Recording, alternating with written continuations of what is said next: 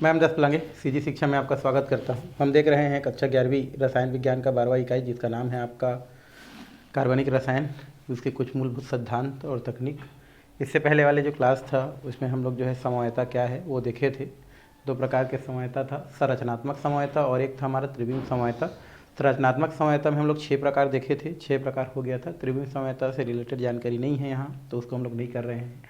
आगे जो है हम लोग टॉपिक की ओर अगर बढ़ें तो यहाँ पर होता है सहसंयोजी बंध में इलेक्ट्रॉनिक विस्थापन। वैसे आप जानते हैं सहसंयोजी बंध कहाँ पर बनता है, तो जहाँ पर दो परमाणु अपने इलेक्ट्रॉनों का क्या करता है, साझा करता है, वहाँ पर क्या बनता है, हमारा सहसंयोजी बंध बनता है, ये आप जानते हैं।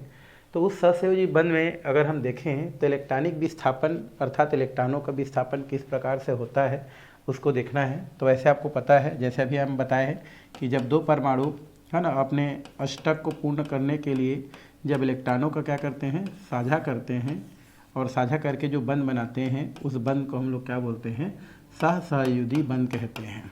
क्या कहते हैं उसको, सहसंयोजी बंध कहते हैं, सहसंयोजी बंध कहा जाता है। तो इस सहसंयोजी जो बंध होता है, जो कि दो परमाणुओं के बीच में इलेक्ट्रॉनों के साझेदारी से बनता है, उस इलेक्ट्रॉन का है ना, उस सहसंयोजी बंध का जो इलेक्ट्रॉन होता है उनका, क्योंकि यहाँ सहसंयोजी बंध बना है, एक बंध बना है मतलब 2 इलेक्ट्रॉन है, तो इस इलेक्ट्रॉनों का अधिक ऋण विद्युतीय तत्व की ओर क्या हो जाता है, विस्थापन हो जाता है, जिसके वजह से जिसमें विस्थापन होता है उसमें माइनस चार्ज है, और जहाँ से विस्थापन होता है उसमें क्या हो जाता है, आपका प्लस चार्ज क्या हो जाता है, आपका उत्पन्न हो जाता है। अर्थात हमारा जो अणु होता है वो ध्रुवता को क्या करता है, आपका प्रदर्शित करता है या दर्शाता है। तो ये हम लोग पहले भी पढ़ाई कर चुके हैं कि दो परमाणु जब इलेक्ट्रॉनों का क्या करता है, साझा करता है, तो साझा करके जो यौगिक बनाता है उसको हम सहसंयोजी यौगिक कहते हैं, और उन दोनों के बीच जो बंध बनता है उसे सहसंयोजी बंध कहते हैं।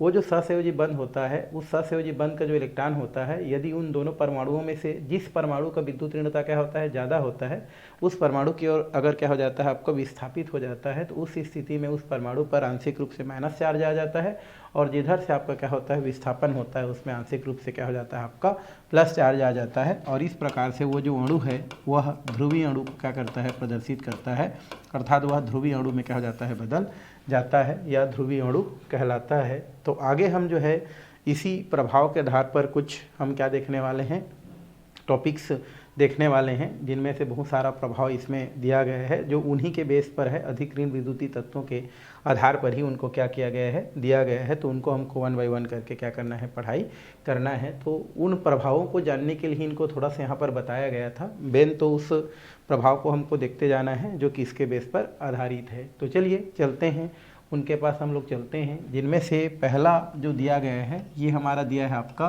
प्रेरणिक प्रभाव। क्या दिया, हमारा प्रेरणिक प्रभाव दिया है, अंग्रेजी में इसको क्या बोलते हैं, इंडक्टिव इफेक्ट कहते हैं। तो ये हमको देखेंगे इंडक्टिव इफेक्ट क्या है, प्रेरणिक प्रभाव क्या है। तो अभी जैसे हमने पढ़ा सहसंयोजी बंध है ना, तो जो सहसंयोजी हमारा जो क्या होता है, बंध होता है, अगर हम इसकी बात करें तो सहसंयोजी बंध का मतलब आप समझ गए हैं। तो यदि हमारा कोई अणु है वो ध्रुवी सहसंयोजी वाला है, ध्रुवी सहसंयोजी है मतलब यौगिक हमारा क्या होता है, रहने को यौगिक हमारा सहसंयोजी है, बट उसमें आंशिक रूप से माइनस चार्ज और क्या हमारा प्लस चार्ज है। मतलब हमारा जो यौगिक है अगर ध्रुवी सहसंयोजी वाला है, ध्रुवी सहसंयोजी वाला है, तो दोनों का जो इलेक्ट्रॉन युग्म होता है जो कि वो लोग साझेदारी किए हैं, वो इलेक्ट्रॉन दोनों के बीच में ना होकर के किन्हीं एक परमाणु के पास क्या हो जाता है, वो चला जाता है, या एक परमाणु के पास क्या होता है, पाया जाता है। तो इसमें ये बोला गया है कि जो भी हमारा ध्रुवी सहसंयोजी जो यौगिक होता है, सहसंयोजी की बात नहीं कर रहे हैं, मतलब सहसंयोजी यौगिक है बट वो ध्रुवी सहसंयोजी यौगिक हो अगर हो, तो ध्रुवी सहसंयोजी में जो साझेक इलेक्ट्रॉन युग्म होता है वो दोनों परमाणु के बीच में न रह करके वो उस परमाणु की ओर क्या होता है, आपका चला जाता है, जिसकी इलेक्ट्रोनेगेटिविटी क्या होता है, आपका ज़्यादा होता है। तो ये यहाँ पर बताया गया है, और इसी के आधार पर हम क्या करने वाले हैं, हम लोग प्रेरणिक प्रभाव को पढ़ने वाले हैं। और इसी को यहाँ पर दिया गया है कि कोई सहसंयोजी क्या होता है, हमारा ध्रुवी सहसंयोजी यौगिक होता है, तो उस यौगिक में साझेक इलेक्ट्रॉन युग्म दोनों परमाणु के बीच में ना हो करके वो उस परमाणु की ओर विस्थापित हो जाता है जिस परमाणु की विद्युत ऋणता क्या होता है, आपका ज़्यादा होता है, और जिसके वजह से उसमें आंशिक रूप से माइनस चार्ज आ जाता है और इसमें आंशिक रूप से प्लस चार्ज आ जाता है। तो इसके आधार पर हमको प्रेरणिक प्रभाव को क्या करना है, जानना है कि प्रेरणिक प्रभाव क्या होता है। तो किसी भी क्या होता है जो अणु में या कोई भी हमारा सहसंयोजी जो अणु होता है, उस सहसंयोजी अणु का अधिक ऋण विद्युतीय वाले जो हमारा क्या होता है, परमाणु होता है, उसके ओर विस्थापित हो जाना ही रियल में क्या कहलाता है, आपका प्रेरणिक प्रभाव कहलाता है, प्रेरणिक प्रभाव कहते हैं। जैसे दिया है कि किसी अणु में किसी सहसंयोजक बंध के इलेक्ट्रॉन युग्म का अधिक ऋण विद्युती है ना परमाणु की ओर विस्थापन क्या कहलाता है आपका, प्रेरणिक प्रभाव कहलाता है, प्रेरणिक प्रभाव कहते हैं। मतलब ये दिया है आपका कि कोई हमारे पास क्या है, ध्रुवीय सहसंयोजी क्या होता है हमारा, यौगिक होता है। तो उस ध्रुवीय सहसंयोजी यौगिक के जो इलेक्ट्रॉन होता है ना, ध्रुवीय सहसंयोजी जो हमारा यौगिक होता है जिसमें हमारा सहसंयोजी बंध का जो इलेक्ट्रॉन होता है उसका अधिक ऋण विद्युतीय तत्व की ओर क्या हो जाना, विस्थापित हो जाना ही आपका क्या कहलाता है, प्रेरणिक प्रभाव कहलाता है, प्रेरणिक प्रभाव कहते हैं। तो आप कैसे भी परिभाषा दे सकते हैं कि किसी सहसंयोजी यौगिक के है ना, किसी सहसंयोजी यौगिक के हमारा जो इलेक्ट्रॉन युग्म होता है, या हम बोल सकते हैं कि कोई सहसंयोजी यौगिक है, उस सहसंयोजी यौगिक का जो सहसंयोजी बंध है उनमें का जो इलेक्ट्रॉन युग्म होता है अगर वो अधिक ऋण विद्युतीय तत्व की ओर क्या हो जाता है, विस्थापित हो जाता है, तो यह प्रभाव आपका क्या कहलाता है, प्रेरणिक प्रभाव कहलाता है। या तो आप ऐसे भी लिख सकते हैं कि किसी अणु में किसी परमाणु की है ना, किसी अणु में किसी सहसंयोजक बंध के इलेक्ट्रॉन युग्म का अधिक ऋण विद्युतीय तत्व की ओर क्या हो जाना, विस्थापित हो जाना क्या कहलाता है आपका, प्रेरणिक प्रभाव कहलाता है। और प्रेरणिक प्रभाव जो होता है उसको हम आई से क्या करते हैं, प्रदर्शित करते हैं, कैपिटल आई से क्या करते हैं, प्रदर्शित करते हैं। तो इस तरीका से आप प्रेरणिक प्रभाव को क्या कर सकते हैं, दर्शा सकते हैं। आप अपने हिसाब से भी क्या कर सकते हैं, प्रेरणिक प्रभाव को क्या कर सकते हैं भाई, लिख सकते हैं। जैसे कि मैं यहाँ पर लिख देता हूँ प्रेरणिक प्रभाव क्या होता है, तो आप अपने हिसाब से भी क्या कर सकेंगे, इसको लिख सकेंगे। क्या बोलते हैं इसको, इंडक्टिव इफेक्ट कहा जाता है, इफेक्ट कहते हैं। तो यहाँ पर हमको इंडक्टिव इफेक्ट क्या होता है, तो कोई सहसंयोजी यौगिक होता है तो उस सहसंयोजी यौगिक के सहसंयोजी बंध के इलेक्ट्रॉन युग्म का है ना, लिख सकते हैं इसको, किसी सहसंयोजी यौगिक के सहसंयोजी यौगिक के सहसंयोजी यौगिक में सहसंयोजी यौगिक में सहसंयोजी बंध का या सहसंयोजी बंध के इलेक्ट्रॉन युग्म का अधिक किसी सहसंयोजी यौगिक में सहसंयोजी बंध के इलेक्ट्रॉन युग्म का अधिक ऋण विद्युतीय तत्व की ओर या परमाणु की ओर बोल सकते हैं, तत्व या इसको ऋण विद्युतीय परमाणु की ओर क्या होना भाई, विस्थापन क्या कहलाता है हमारा, प्रेरणिक प्रभाव कहलाता है, प्रेरणिक प्रभाव कहलाता है, प्रेरणिक प्रभाव कहलाता है। तो क्या बोल रहे हैं, किसी सहसंयोजी यौगिक में कोई सहसंयोजी यौगिक होता है तो उस सहसंयोजी यौगिक में सहसंयोजी बंध के इलेक्ट्रॉन युग्म का अधिक ऋण विद्युतीय परमाणु की ओर क्या होना, विस्थापन होना क्या कहलाता है, प्रेरणिक प्रभाव कहलाता है। प्रेरणिक प्रभाव को -I से दिखाते हैं, प्रेरणिक प्रभाव को है ना, किससे हमारा I से क्या करते हैं, दर्शाते हैं, I से दर्शाते हैं, I से क्या करते हैं, दर्शाते हैं। तो इस तरीक़ा से हम क्या कर सकते हैं, प्रेरणिक प्रभाव को क्या कर सकते हैं, परिभाषित कर सकते हैं। अगर आपको ऊपर की परिभाषा अच्छा लगता है तो ऊपर की परिभाषा आप क्या कर सकते हैं, लिख सकते हैं, नहीं तो आप नीचे की परिभाषा लिख सकते हैं कि किसी सहसंयोजी यौगिक में कोई सहसंयोजी यौगिक है तो उस सहसंयोजी यौगिक में हमारा सहसंयोजी जो बंध होता है उसके इलेक्ट्रॉन युग्म का जो है अधिक ऋण विद्युतीय परमाणु की ओर क्या होना, विस्थापन होना आपका क्या कहलाता है, आपका प्रेरणिक प्रभाव कहलाता है। और ये जो प्रेरणिक प्रभाव होता है उसको -I से क्या किया जाता है, दर्शाया जाता है। जैसे अगर हम उदाहरण की अगर हम बात करें तो यहाँ पर क्या होता है, उदाहरण आप ले सकते हैं, जैसे CH3 दिया है, CH2 दिया है, CH2 दिया है और यहाँ पर क्या दिया है हमारा, Cl दिया है। तो उस स्थिति में क्या होता है, इनमें अगर देखा जाए तो यहाँ पर साझे का इलेक्ट्रॉन युग्म है और क्लोरीन जो होता है अधिक ऋण विद्युतीय क्या होता है हमारा, तत्व होता है। तो उस स्थिति में क्या होता है, साझे का इलेक्ट्रॉन युग्म किधर की ओर चला जाता है, हमारा अधिक ऋण विद्युतीय तत्व की ओर चला जाता है। इसलिए इसमें आंशिक रूप से क्या हो जाता है आपका माइनस चार्ज, इसमें आपका प्लस चार्ज। ये प्रभाव थोड़ा सा आगे कार्बन तक जाता है हमारा, इस प्रकार से यहाँ पर 2-3 कार्बन तक इसका प्रभाव क्या होता है आपका पाया जाता है। तो आप देख रहे हैं कि सहसंयोजी हमारा जो क्या होता है यौगिक होता है उसमें साझे के इलेक्ट्रॉन युग्म का अधिक ऋण विद्युतीय तत्व की ओर क्या हो जाना, विस्थापित हो जाना ही आपका क्या कहलाता है, आपका जो है प्रेरणिक प्रभाव कहलाता है, प्रेरणिक प्रभाव कहते हैं। जैसे एक उदाहरण से आप देख रहे हैं कि यहाँ पर एक प्रोपिल क्लोराइड दिया गया है हमारा, इसका नाम क्या है हमारा, प्रोपिल क्या है हमारा, क्लोराइड है। और इस प्रोपिल क्लोराइड में जो क्लोरीन होता है उसकी जो है इलेक्ट्रोनेगेटिव ज़्यादा है, विद्युत ऋणता ज़्यादा है, इसलिए साझक इलेक्ट्रॉन युग्म उधर क्या हो रहा है आपका, विस्थापित हो जा रहा है। तो ये प्रभाव आपका क्या कहलाता है, आपका प्रेरणिक प्रभाव कहलाता है। तो ये हमारा पहला पॉइंट हो गया। दूसरा पॉइंट हमारा जो क्या होता है, प्रेरणिक प्रभाव होता है वो एक कैसा होता है, स्थायी प्रभाव होता है। यह एक स्थायी प्रभाव है, यह एक क्या है, स्थायी प्रभाव है। कौन हमारा, कि जो प्रेरणिक प्रभाव होता है वो एक कैसा होता है, स्थायी प्रभाव होता है। मतलब एक बार ये जो चला गया प्लस माइनस हो गया तो प्लस माइनस ही रहता है। और तीसरा, इसमें पाई इलेक्ट्रॉन का क्या होता है, विस्थापन होता है। किसमें भाई, हमारा प्रेरणिक प्रभाव में पाई इलेक्ट्रॉन का विस्थापन होता है। तो प्रेरणिक प्रभाव में किसका, हमारा पाई बोलता हूँ, सिग्मा इलेक्ट्रॉन का विस्थापन होता है। सिग्मा इलेक्ट्रॉन का क्या होता है, हमारा विस्थापन होता है। पाई इलेक्ट्रॉन का विस्थापन नहीं होता है, पाई इलेक्ट्रॉन का विस्थापन नहीं होता है, विस्थापन नहीं होता है।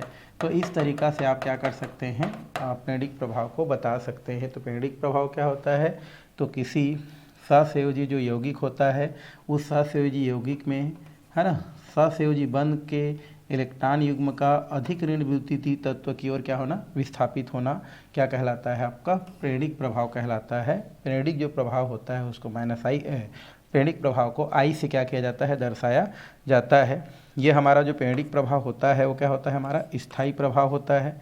प्रेरणिक प्रभाव में सिग्मा इलेक्ट्रॉन का विस्थापन होता है, न कि पाई इलेक्ट्रॉन का विस्थापन होता है। तो इस तरीक़ा से क्या किया जा सकता है, प्रेरणिक प्रभाव को परिभाषित किया जा सकता है। इतना आपको लिखना है, ठीक है। अब ऊपर आपको समझाने के लिए था, ये आपको इतना आप लिख सकते हैं, ठीक है। अब ये जो प्रेरणिक प्रभाव होते हैं उनको दो भागों में क्या किया गया है, बांटा गया है, जिसको हमको देखना है। तो प्रेरणिक प्रभाव जो है, यहाँ पर प्रेरणिक प्रभाव जो होता है उसको दो भागों में क्या करते हैं, हम लोग बांटते हैं। प्रेरणिक प्रभाव को दो भागों में क्या किया गया है भाई, बांटा गया है। पहला हमारा दिया है इलेक्ट्रॉन आकर्षी, या इसी को बोलते हैं ऋणात्मक प्रेरणिक प्रभाव, और इसको शॉर्ट फॉर्म में क्या बोलते हैं, माइनस आई इफेक्ट कहा जाता है, माइनस आई इफेक्ट कहते हैं। तो माइनस आई इफेक्ट होता क्या है, तो यहाँ पर थोड़ा कंपेयर किया गया है कि CX में, ये हमारा बंध है, हमारा X मतलब हाइड्रोजन होता है और कार्बन तो दिख ही रहा है। तो CX में या CX बंध में हाइड्रोजन की विद्युत ऋणता, या हाइड्रोजन जो होता है, हाइड्रोजन मतलब X या समूह, है ना, X परमाणु या समूह हाइड्रोजन परमाणु की अपेक्षा ये अगर क्या होता है, ज़्यादा या अधिक क्या होता है, इलेक्ट्रॉन आकर्षी होता है, तो हाइड्रोजन का यह जो प्रभाव होता है वो प्रभाव क्या कहलाता है, आपका माइनस आई इफेक्ट कहलाता है। पहले लिख देता हूँ फिर मैं बताऊँगा। यदि यहाँ पर हम लिख सकते हैं, यदि CX बंध के X परमाणु, है ना, यदि CX बंध के X परमाणु या समूह हाइड्रोजन की अपेक्षा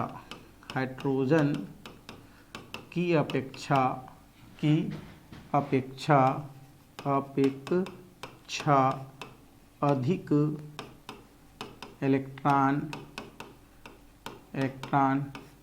आकर्षी हो, इलेक्ट्रॉन क्या हो, आकर्षी हो, इलेक्ट्रॉन आकर्षी हो,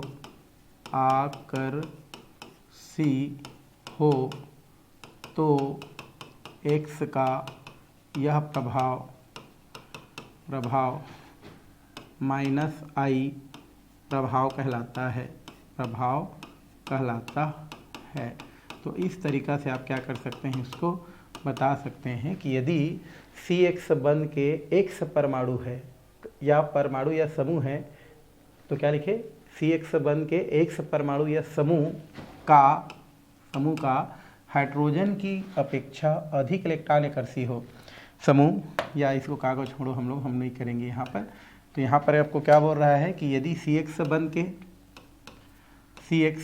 बंध के X परमाणु या समूह हाइड्रोजन की अपेक्षा अधिक इलेक्ट्रॉन क्या हो, आकर्षी हो, तो X का यह प्रभाव क्या कहलाता है, आपका माइनस आई प्रभाव कहलाता है। मतलब हम ये बोल सकते हैं कि यहाँ पर जो C और एक समय अगर एक्स की इलेक्ट्रॉन ग्रहण करने की जो क्षमता है वो किससे ज़्यादा हो, हमारा कार्बन की अपेक्षा या कार्बन से जुड़े हुए हाइड्रोजन की अपेक्षा क्या हो, ज़्यादा हो, तो उस स्थिति में वह क्या प्रभाव कहलाता है, हमारा इलेक्ट्रॉन आकर्षी प्रभाव कहलाता है। मतलब इन दोनों में कंपेयर करें तो इसका इलेक्ट्रॉन ग्रहण करने की क्षमता क्या हो, अगर ज़्यादा हो तो एक्स का यह प्रभाव क्या कहलाता है, आपका जो है इलेक्ट्रॉन आकर्षी प्रभाव कहलाता है, इलेक्ट्रॉन आकर्षी प्रभाव कहते हैं। और उदाहरण के लिए हम लोग यहाँ पर देखें तो बहुत सारे हमारे क्या है, हमारे यहाँ पर इलेक्ट्रॉन आकर्षी समूह हैं जिनके जुड़े होने से क्या होता है, हमारा इलेक्ट्रॉन उस तरफ क्या हो जाता है, विस्थापित हो जाता है। जैसे इसमें दिया गया है आपका N, और यहाँ पर हम क्या लिख सकते हैं R3, ये हम लोग ये कर सकते हैं। फिर हमारा क्या लिख सकते हैं R2N, है ना, या इसी को हम लोग लिख सकते हैं, हम लोग जो है ये हो गया हमारा N और ये हो गया H और एक हो गया हमारा R2, ये प्लस वाला हो गया। उसी प्रकार हमारा क्या होता है, अमोनिया होता है, ये प्लस वाला हो गया, ठीक है। तो ये हमारा क्या होता है, ये अधिक हमारे क्या होते हैं, इलेक्ट्रॉन आकर्षी समूह होते हैं। NO2 हो गया, नाइट्रो समूह हो गया। उसके अलावा आपका क्या होता है, हमारा SO3H समूह हो गया, इसको हम लोग क्या कर सकते हैं, रख सकते हैं। उसके बाद आपका क्या है, CN समूह है, ये रख सकते हैं। COOH समूह है, इसको रख सकते हैं। फिर फ्लोरीन होता है, क्लोरीन होता है, ब्रोमीन होता है, आयोडीन होता है ना, मेथॉक्सी समूह होता है, मेथॉक्सी। फिर हमारा क्या होता है, आपका बेंजीन भी बोल सकते हैं, C6H5 फेनिल बोलते हैं, और ये हमारा हाइड्रोजन होता है।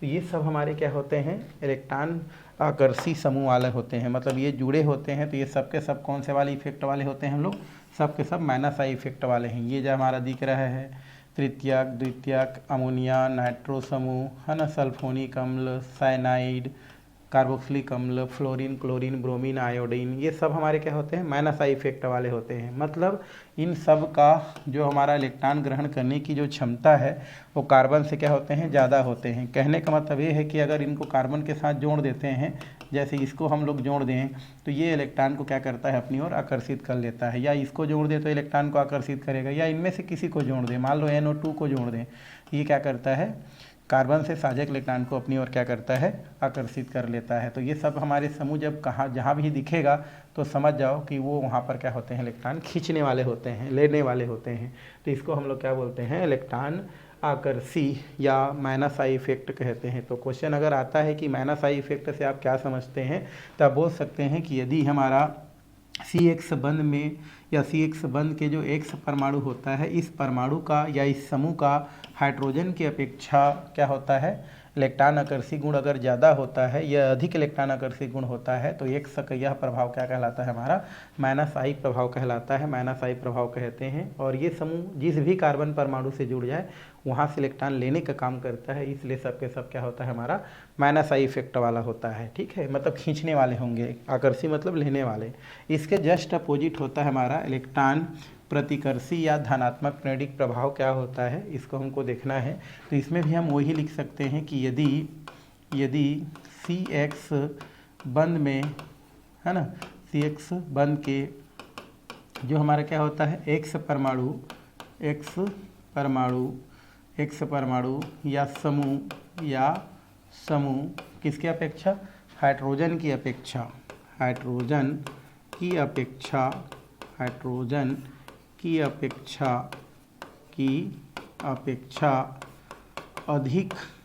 अधिक इलेक्ट्रॉन प्रतिकर्षी हो, अधिक क्या हो, इलेक्ट्रॉन प्रतिकर्षी हो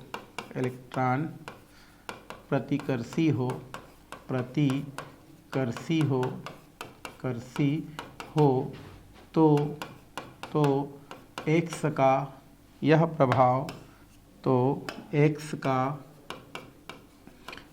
प्रभाव प्लस आई प्रभाव कहलाता है। तो इस तरीक़ा से आप क्या कर सकते हैं, प्लस आई प्रभाव को भी बता सकते हैं। यहाँ पर कुछ प्लस आई प्रभाव के क्या दिया गया है, हमारा उदाहरण दिया गया है।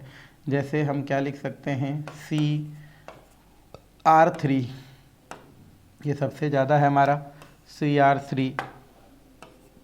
फिर क्या हो जाएगा, CHR2, है ना। उसके बाद क्या हो जाएगा हमारा CH2, ये हो जाएगा R, ये हमारा हो गया।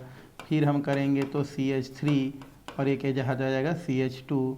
इसी प्रकार फिर आप CH3 को कर सकते हैं, ठीक है, और लास्ट होता है हमारा हाइड्रोजन। तो जितने भी हमारा दिख रहा है ये सब क्या होते हैं, प्लस आई इफेक्ट वाले होते हैं। प्लस आई इफेक्ट मतलब इलेक्ट्रॉन को देने वाले होते हैं। जैसे ये कार्बन के साथ अगर क्या हो जाते हैं, जुड़ जाते हैं, कोई भी इसमें से जुड़ जाए, जैसे हमारा ये R3 हो गया, ये अगर हम क्या हो जाता है, डायरेक्ट जुड़ जाता है किसी भी कार्बन के साथ, तो ये सब क्या होते हैं, इलेक्ट्रॉन को क्या करने वाले होते हैं, डोनेट करने वाले होते हैं, देने वाले होते हैं। खास करके जितने भी एल्किल समूह हैं वो सब के सब क्या करते हैं, इलेक्ट्रॉन देने वाले होते हैं, जिसमें हमारा किसको रखा जाता है, R को क्या किया जाता है, रखा जाता है। तो जो R होता है वो सब क्या होते हैं, हमारे इलेक्ट्रॉन देने वाले होते हैं, इसलिए सबको किस प्रभाव के अंतर्गत रखते हैं, प्लस आई इफेक्ट प्रभाव के अंतर्गत रखा जाता है। तो इस तरीक़ा से जो प्रेरिक प्रभाव होता है, अर्थात जो इंडक्टिव इफेक्ट होता है, उसको हम लोग 2 टाइप से में क्या करते हैं, डिवाइड करते हैं। फर्स्ट होता है हमारा minus I effect and second होता है क्या होता है आपका, प्लस आई इफेक्ट होता है। तो कितने प्रकार का प्रभाव होता है, 2 प्रकार का प्रभाव होता है, प्लस आई इफेक्ट और minus I effect. Minus I effect क्या होता है, यदि CX बन के X परमाणु या समूह हाइड्रोजन से ज़्यादा क्या हो, इलेक्ट्रॉन आकर्षी हो, मतलब खींचने वाला हो, तो उसे हम X का यह प्रभाव माइनस आई इफेक्ट, और अगर इलेक्ट्रॉन प्रतिकर्षी हो तो प्लस प्रभाव कहलाता है। और ये जितने भी समूह आपको दिख रहे हैं वो आपके क्या होते हैं, किसी के साथ जुड़ जाए, कार्बन के साथ जुड़ जाए तो इलेक्ट्रॉन लेने और देने का काम करता है। तो ये हो गया आपका प्रेरिक प्रभाव क्या है, प्रेरिक प्रभाव के प्रकार क्या होते हैं, ये दोनों आपको याद में रखना है, ठीक है। तो दोनों मेरे ख्याल से समझ में आ गया होगा। अब हम थोड़ा सा इसके अनुप्रयोग की क्या करते हैं, बात करते हैं, चर्चा करते हैं। तो आगे हमारा प्रेरिक प्रभाव के क्या देखना है, हमको अनुप्रयोग देखना है कि क्या होता है, किस प्रकार से होता है।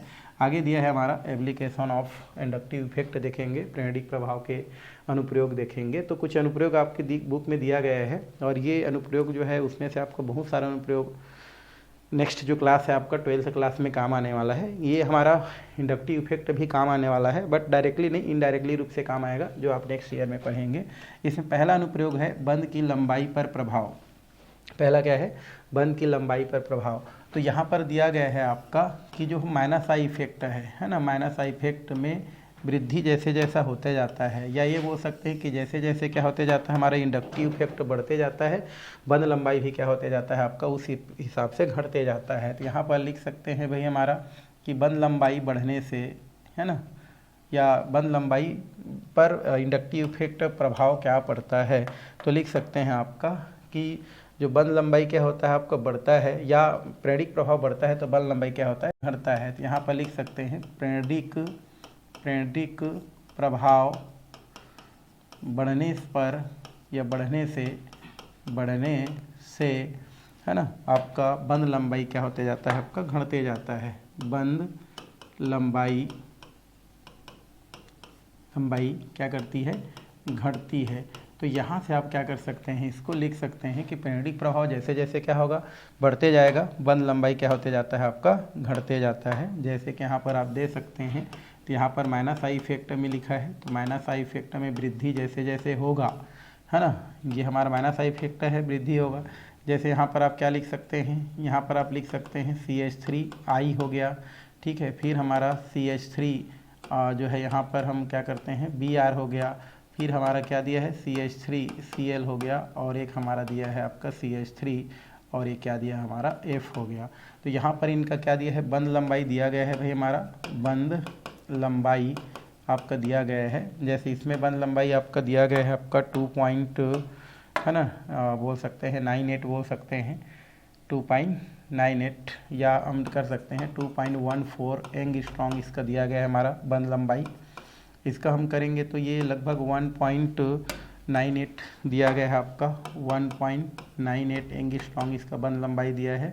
इसका बात करेंगे तो ये 1.78 एंगस्ट्रॉन्ग दिया है, और इसका बात करेंगे तो 1 पॉइंट क्या होता है हमारा 38 एंगस्ट्रॉन्ग दिया गया है। मतलब आप देख रहे हैं कि जैसे जैसे हमारा क्या हो रहा है, माइनस आई इफेक्ट क्या हो रहा है, बढ़ रहा है, वैसे वैसे अगर हम देखें तो बंध लंबाई क्या हो रहा है आपका, घट रहा है। बंध लंबाई में क्या रहा है, घटता है या कमी हो रहा है। क्या हो रहा है हमारा, कमी हो रहा है, कमी आ रहा है हमारा। देख रहे हैं हमारा कि यहाँ पर जो है माइनस आई इफेक्ट बढ़ रहा है तो बंध लंबाई क्या हो रहा है आपका घट रहा है। तो इस प्रकार से बोल सकते हैं कि पीरियडिक प्रभाव जैसे जैसे बढ़ते जाता है आपकी बंध लंबाई क्या होती जाती है, घटती जाती है।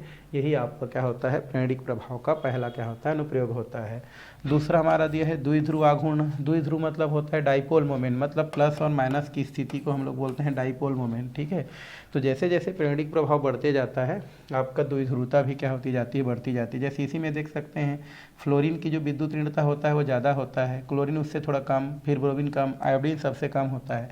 तो कहाँ पर प्लस माइनस ज़्यादा आपका प्रभावी होगा, तो इसमें ज़्यादा प्रभावी होगा, है ना, किसमें, मेथिल फ्लोराइड में। तो यहाँ पर जो है जैसे जैसे विद्युत ऋणता क्या हो रहा है बढ़ रहा है, अर्थात पीरियडिक प्रभाव बढ़ रहा है, ध्रुवता भी क्या होते जाता है बढ़ते जाता है। तो लिख सकते हैं पीरियडिक प्रभाव बढ़ने से, पीरियडिक प्रभाव बढ़ने से आपका जो द्विध्रुव आघूर्ण होता है ये क्या होता जाता है बढ़ते जाता है। द्विध्रुव आघूर्ण क्या होता है हमारा बढ़ता है, द्विध्रुव आघूर्ण क्या करता है हमारा बढ़ता है। तो इस तरीक़ा से बता सकते हैं कि पीरियडिक प्रभाव बढ़ने से द्विआघूर्ण बढ़ते जाता है। जैसे कि यहाँ से आप उदाहरण ले सकते हैं कि जैसे जैसे देखो हमारा यहाँ पर CH3I हो गया, ठीक है, उसी प्रकार CH3Br हो गया, फिर CH3 आपका क्या हो गया क्लोरीन हो गया, और इधर हमारा CH3 क्या हो गया F हो गया। तब जैसे जैसे क्या बढ़ रहे हैं यहाँ पर द्विध्रुव आघूर्ण क्या हो रहा है आपका बढ़ते जाता है।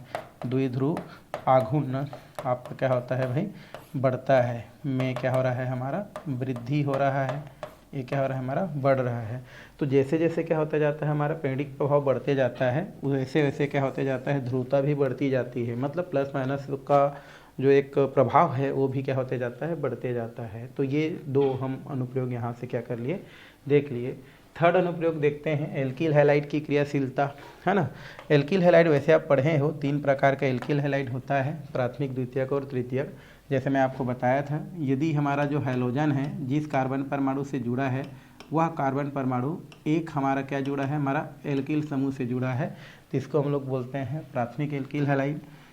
दूसरा हम बोल सकते हैं कि हैलोजन जिस कार्बन से क्या हुआ है हमारा जुड़ा है, अगर उस कार्बन से 2 हाइड्रोजन परमाणु जुड़ा है तो उसको बोलते हैं द्वितीयक।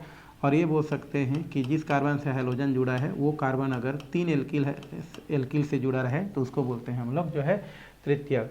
तो यहाँ से क्या बोल सकते हैं हैलोजन जिस कार्बन से जुड़ा रहे वो कार्बन एक और एल्किल समूह से क्या रहे जुड़ा रहे तो उसको हम लोग प्राथमिक एल्किल हैलाइड बोलते हैं। दूसरा हैलोजन जिस कार्बन से जुड़ा है अगर उससे 2 एल्किल समूह जुड़ा है तो उसको द्वितीयक एल्किल हैलाइड कहते हैं। और हैलोजन जिस कार्बन से जुड़ा है अगर उससे 3 एल्किल समूह जुड़ा रहे तो उसको तृतीयक एल्किल हैलाइड कहते हैं। ये क्या हो जाता है हमारा primary alkyl halide. Primary alkyl halide, primary क्या होता है हमारा ये एल्किल हैलाइड है, हमारा एल्किल हैलाइड है भाई। दूसरा हमारा क्या होता है सेकेंडरी एल्किल हैलाइड। सेकेंडरी क्या होता है हमारा एल्काइल, और ये क्या होता है हमारा हाइलाइड होता है, ठीक है। उसके बाद हमारा क्या होता है ये टर्सरी हमारा क्या होता है एल्किल हैलाइड।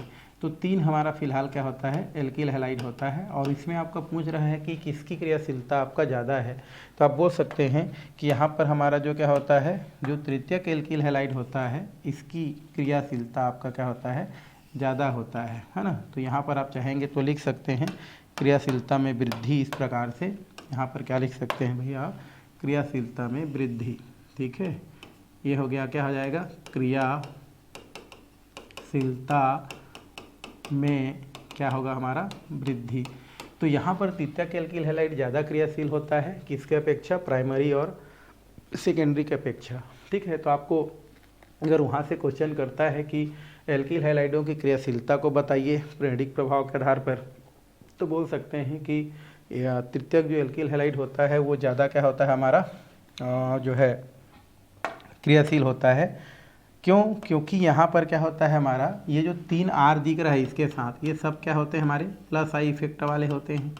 सब कौन सी इफेक्ट वाले होते हैं प्लस आई इफेक्ट वाले होते हैं। और प्लस आई इफेक्ट क्या करते हैं इलेक्ट्रॉन को क्या करते हैं भाई कार्बन को क्या करते हैं, दे देते हैं, जिससे कार्बन पर क्या हो जाता है, इलेक्ट्रॉन घनत्व तो बढ़ जाता है और इस हाइड्रोजन को आसानी से क्या कर देता है, वो विस्थापित कर देता है। और विस्थापित करने से वहाँ पर हाइड्रोजन क्या हो जाता है, आसानी से निकल जाता है, जिससे कार्बन पर प्लस चार्ज आ जाता है, जिसके साथ अन्य माइनस आसानी से आगे क्या हो जाता है, आपका जुड़ जाता है।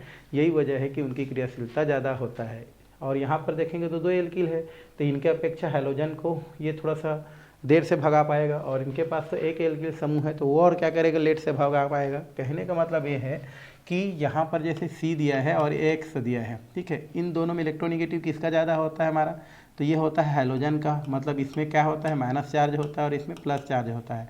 अब देखो यहाँ पर जो है अभी फिलहाल तो कार्बन कैसा है, धन चार्ज है, और हाइड्रोजन कैसा है, ऋण चार्ज है। अब इस कार्बन के साथ जब एक क्या होता है हमारा प्लस आई इफेक्ट वाला समूह R जुड़ गया, तो ये प्लस आई इफेक्ट वाला समूह क्या करेगा, कार्बन को अपना इलेक्ट्रॉन देगा। तो कार्बन के धनात्मकता में क्या आएगा, कमी आएगा, मतलब उसमें इलेक्ट्रॉन आ गया, मतलब धनात्मकता कम हो गया। मान लो यहाँ पर एक और R जुड़ गया, उससे एक और R जुड़ता है तो कार्बन की धनात्मकता और क्या हो जाता है, कम हो जाता है। और एक तीसरा R जुड़ जाता है, ये भी प्लस आई इफेक्ट वाला है, तो ये भी क्या करता है, कार्बन को इलेक्ट्रॉन देता है। तो इस प्रकार से पहले उसका कार्बन का पहले चार्ज कैसा था, धन चार्ज था, बट 3 एल्किल समूह जब आके क्या हो जाता है, उसके साथ जुड़ जाता है, जो कि प्लस आई इफेक्ट वाला होता है, जो अपना इलेक्ट्रॉन कार्बन को क्या कर देता है, दे देता है, जिसके वजह से क्या होता है, हमारा कार्बन का जो क्या होता है, इलेक्ट्रॉन डेंसिटी होता है, इलेक्ट्रॉन घनत्व है, वो पहले से क्या हो जाता है, बढ़ जाता है। और इस प्रकार से फिर हाइड्रोजन को क्या कर देता है, वो वहाँ से बाहर निकाल देता है। क्यों, क्योंकि कार्बन पर भी जो है ऋणात्मकता का गुण आ गया है, कि इनके वजह से, इन तीनों आर के वजह से, इसलिए ऋण क्या करता है, ऋण को ऋण क्या कर देता है, हटा देता है। इस तरीक़ा से यहाँ से हाइड्रोजन आसानी से क्या हो जाता है, आपका टूट के बाहर निकल जाता है। बाहर निकल गया मतलब यहाँ पर क्या हो जाता है, हमारा कार्बन क्या हो जाता है, फ्री हो जाता है। और फ्री हो जाता है मतलब कोई भी समूह जाकर के इसके साथ क्या हो जाता है, आसानी से जुड़ सकता है। इसलिए इनकी क्रियाशीलता क्या होती है, ज़्यादा होती है। यहाँ पर 2 एल्किल है, इनके अपेक्षा हाइड्रोजन को कम रूप से विस्थापित करेगा, इसलिए इनकी क्रियाशीलता कम है। और इसमें तो एक ही एल्किल समूह है, तो इनके अपेक्षा ये हाइड्रोजन को कम और विस्थापित करता है, इसलिए इनकी क्रियाशीलता आपकी क्या होती है, सबसे कम होती है। तो वहाँ पर आपको लिखना पड़ेगा कि एल्किल हैलाइडों में से तृतीयक जो एल्किल हैलाइड होता है, उनकी क्रियाशीलता ज़्यादा होती है, क्योंकि वहाँ पर जो तृतीयक हैलाइड का जो कार्बन होता है, उस कार्बन से 3 एल्किल समूह जुड़ा रहता है, और ये तीनों एल्किल समूह प्लस आई इफेक्ट वाले होते हैं, जिसके वजह से कार्बन के इलेक्ट्रॉन घनत्व को बढ़ा देते हैं, जिसके कारण से हमारा हाइड्रोजन का विस्थापन वहाँ से क्या हो जाता है, आसान हो जाता है। यही वजह है कि उनकी क्रियाशीलता ज़्यादा होती है। ठीक है, तो इस तरीक़े से आप क्या कर सकते हैं, इसको समझा सकते हैं, बता सकते हैं। ठीक है, तो ये मेरे ख्याल से समझ में आ गया होगा। मतलब मेरे कहने का मतलब ये है कि जैसे आप अपने आसपास के उदाहरण ले सकते हैं। जैसे वो आप गांव में किसी को देखते हैं, गरीब आदमी है और एक क्या है, अमीर आदमी है, तो उस स्थिति में क्या होता है, हमारा ये जो गरीब आदमी है वो अमीर आदमी के पास क्या होता है, झुक के रहता है। लेकिन मान लो इस जो है गरीब आदमी को कोई सपोर्टर मिल जाए, है ना, जो उसको पैसा दे, तो इस गरीब आदमी को क्या करेगा, इधर से पैसा मिल गया, इधर से पैसा मिल गया, इधर से पैसा मिल गया, तो इसके पास पैसा की क्या हो जाएगी, ज़्यादा मात्रा हो जाएगी, मतलब पैसा ज़्यादा हो जाएगा। तो फिर ये उस आदमी को आसानी से क्या कर देगा, हटा देगा फिर, है ना। उस अमीर आदमी जिसके पास पहले क्या करता था, गुलामी करता था, बट 3 आदमी इसका सपोर्ट कर दिया, तो उसके जैसा क्या हो गया, ये भी अमीर हो गया, इसलिए वो दूसरे अमीर को क्या कर देगा, उसको हटा देगा, और फिर वो वहाँ से हट जाएगा, मतलब इनकी क्रियाशीलता क्या हो जाएगी, बढ़ जाएगी। बस उसी टाइप का है। तो ये होता है हमारा एल्किल हैलाइड की क्या है, क्रियाशीलता। तृतीयक वाला ज़्यादा होता है और प्राथमिक वाला क्या होता है, कम होता है। तो इस तरीक़ा से हम क्या कर सकते हैं, बता सकते हैं। चलिए दूसरा देखना है हमको, अम्लों की प्रबलता। कोई भी अम्ल की प्रबलता उनके द्वारा जितना आसानी से हाइड्रोजन क्या कर सके, त्याग सके, उस पर क्या करता है, निर्भर करता है। मतलब अम्ल की प्रबलता, अगर 2 अम्लों की हम लोग प्रबलता की अगर क्या करना है, तुलना करना है, तो हमको देखना पड़ेगा कि उनमें से कौन आसानी से हाइड्रोजन क्या कर सकता है, त्याग सकता है। तो किसी भी अम्ल की जो प्रबलता होता है वह उनके द्वारा प्रोटॉन अर्थात H+ देने के ऊपर क्या करता है, निर्भर करता है। तो यहाँ से लिख सकते हैं, किसी अम्ल की प्रबलता, किसी अम्ल की प्रबलता उनके द्वारा प्रोटॉन अर्थात H+, है ना, त्यागने की क्षमता पर निर्भर करता है।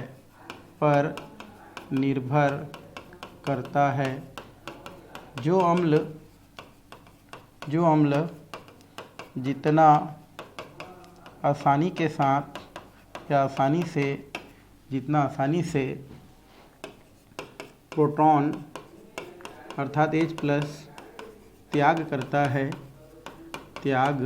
करता है वह उतना ही प्रबल अम्ल होता है। वह उतना ही प्रबल अम्ल होता है।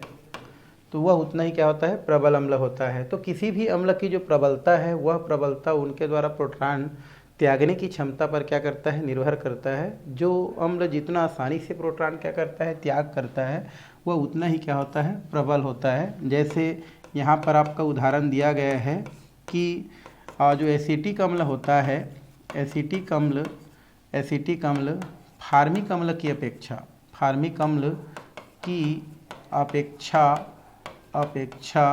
दुर्बल अम्ल है। तो यहाँ क्वेश्चन है हमारा कि जो यहाँ पर जो एसिटिक अम्ल दिया है, ये हमारा कौन सा अम्ल है? एसिटिक एसिड दिया गया है। एसिटिक एसिड किसे के अपेक्षा? Formic acid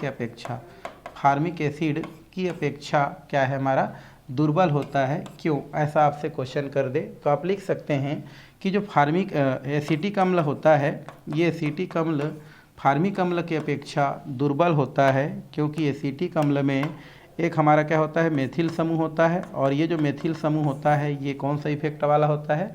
plus I effect दर्शाता है, जो अपना इलेक्ट्रॉन क्या करता है? हमारा अगले जो उसके जुड़े हुए कार्बन को क्या कर देता है? अपना इलेक्ट्रॉन को दे देता है, जिससे उस कार्बन पर इलेक्ट्रॉन घनत्व क्या हो जाता है? बढ़ जाता है। वह इलेक्ट्रॉन अपना घनत्व को क्या करता है? कम करने के लिए अपना इलेक्ट्रॉन किसको दे देता है? OH के ऑक्सीजन परमाणु को दे देता है, जिसके वजह से ऑक्सीजन परमाणु पर इलेक्ट्रॉन घनत्व क्या हो जाता है? बढ़ जाता है। और फिर वो हाइड्रोजन को क्या करता है? प्रबलता के साथ क्या कर लेता है? जकड़ लेता है, प्रबलता के साथ खींच लेता है, जिसके कारण से यहाँ से हाइड्रोजन का जो निकलना है वो क्या हो जाता है? थोड़ा सा मुश्किल हो जाता है, कठिन हो जाता है। यही वजह है कि जो एसिटिक अम्ल होता है, उस एसिटिक अम्ल का जो क्या होता है आपका जो अम्लीय प्रबलता होता है वो फार्मिक अम्ल की अपेक्षा क्या होता है? आपका कम होता है। तो इस तरीक़ा से आप क्या कर सकते हैं? इसको बता सकते हैं। तो यहाँ से आप चाहेंगे तो लिख सकते हैं कि एसिटिक अम्ल फार्मिक अम्ल की अपेक्षा एसिटिक अम्ल है ना, फार्मिक अम्ल की अपेक्षा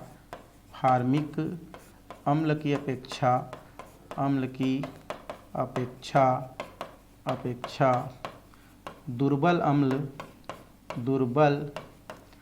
अम्ल है, क्योंकि एसिटिक अम्ल में मेथिल समूह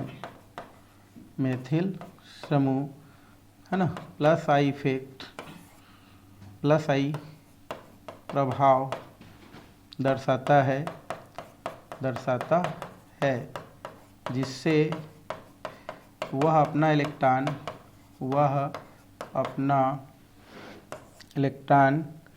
है ना, जिससे वह अपना इलेक्ट्रॉन कार्बन परमाणु को दे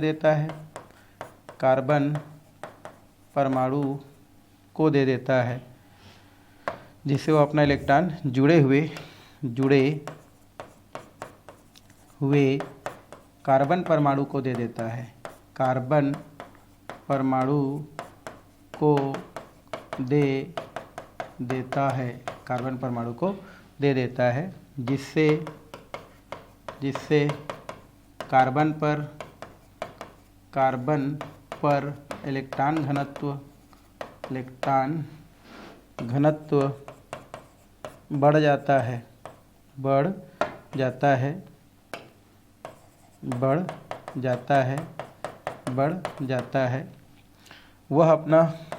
वह बढ़ जाता है, जिससे वह अपना इलेक्ट्रॉन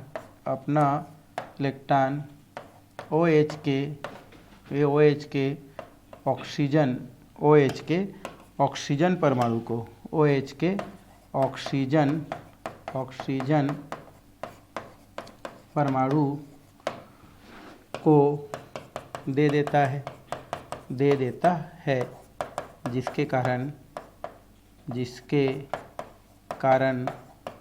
जिसके कारण ऑक्सीजन परमाणु पर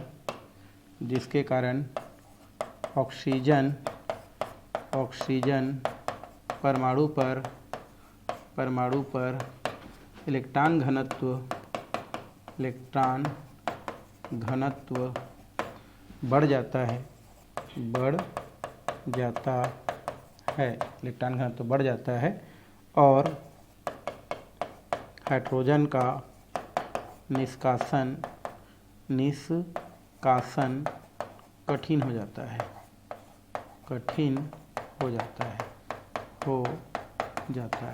तो इस तरीक़ा से आप क्या कर सकते हैं, इसको बता सकते हैं कि जो एसिटिक अम्ल होता है, इस एसिटिक अम्ल में एक हमारा क्या होता है, एल्किल समूह होता है। और एल्किल समूह कैसा वाला होता है भाई, प्लस आई इफेक्ट वाला होता है, जो अपना इलेक्ट्रॉन किसको देते हैं, कार्बन को दे देता है।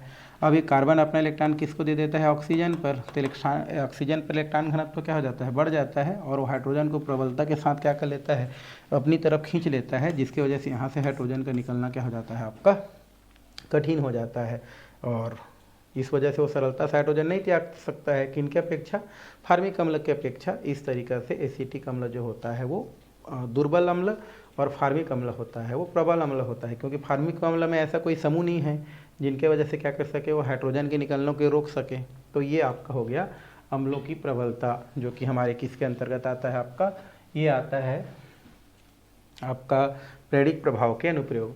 आगे दिया है 5वां नंबर, फार्मिक अम्ल दिया है, एसिटिक अम्ल दिया है, प्रोपियोनिक अम्ल दिया है, ब्यूटेरिक अम्ल दिया है कि प्रबलता का क्रम हमको क्या करना है, देखना है। तो 3 दिया गया है हमारा, 3 4, एक होता है फार्मिक अम्ल, ये होता है HCOOH, एक होता है हमारा एसिटिक अम्ल CH3COOH, एक होता है प्रोपियोनिक अम्ल CH3CH2COOH, और एक होता है हमारा CH3CH2CH2COOH ब्यूटेरिक अम्ल। ये 4 दिया गया है। इसका नाम क्या होता है भाई, हमारा फॉर्मिक एसिड है हमारा, ये हो गया फार्मिक एसिड। इसका नाम क्या होता है हमारा, एसिटिक एसिड, ये होता है प्रोपियोनिक एसिड, प्रोपियोनिक एसिड हो गया। और ये होता है आपका ब्यूटेरिक एसिड। तो ये 4 अम्ल आपको दिया गया है, फार्मिक अम्ल, एसिटिक अम्ल, प्रोपियोनिक अम्ल, ब्यूटेरिक अम्ल, है ना, ये दिया गया है। आप पूछ रहा है कि इनमें से कौन ज़्यादा अम्ली है, कौन ज़्यादा आपका क्या है, कम अम्ली है। तो आप यहाँ से बोल सकते हैं कि फार्मिक अम्ल होता है ज़्यादा अम्ली होता है, एसिटिक अम्ल उससे कम अम्ली, प्रोपियोनिक सबसे कम अम्ली और ब्यूटेरिक सबसे कम अम्ली होता है। तो यहाँ पर आप लिख सकते हैं, है ना, अम्लों की प्रबलता में वृद्धि, अम्लों की प्रबलता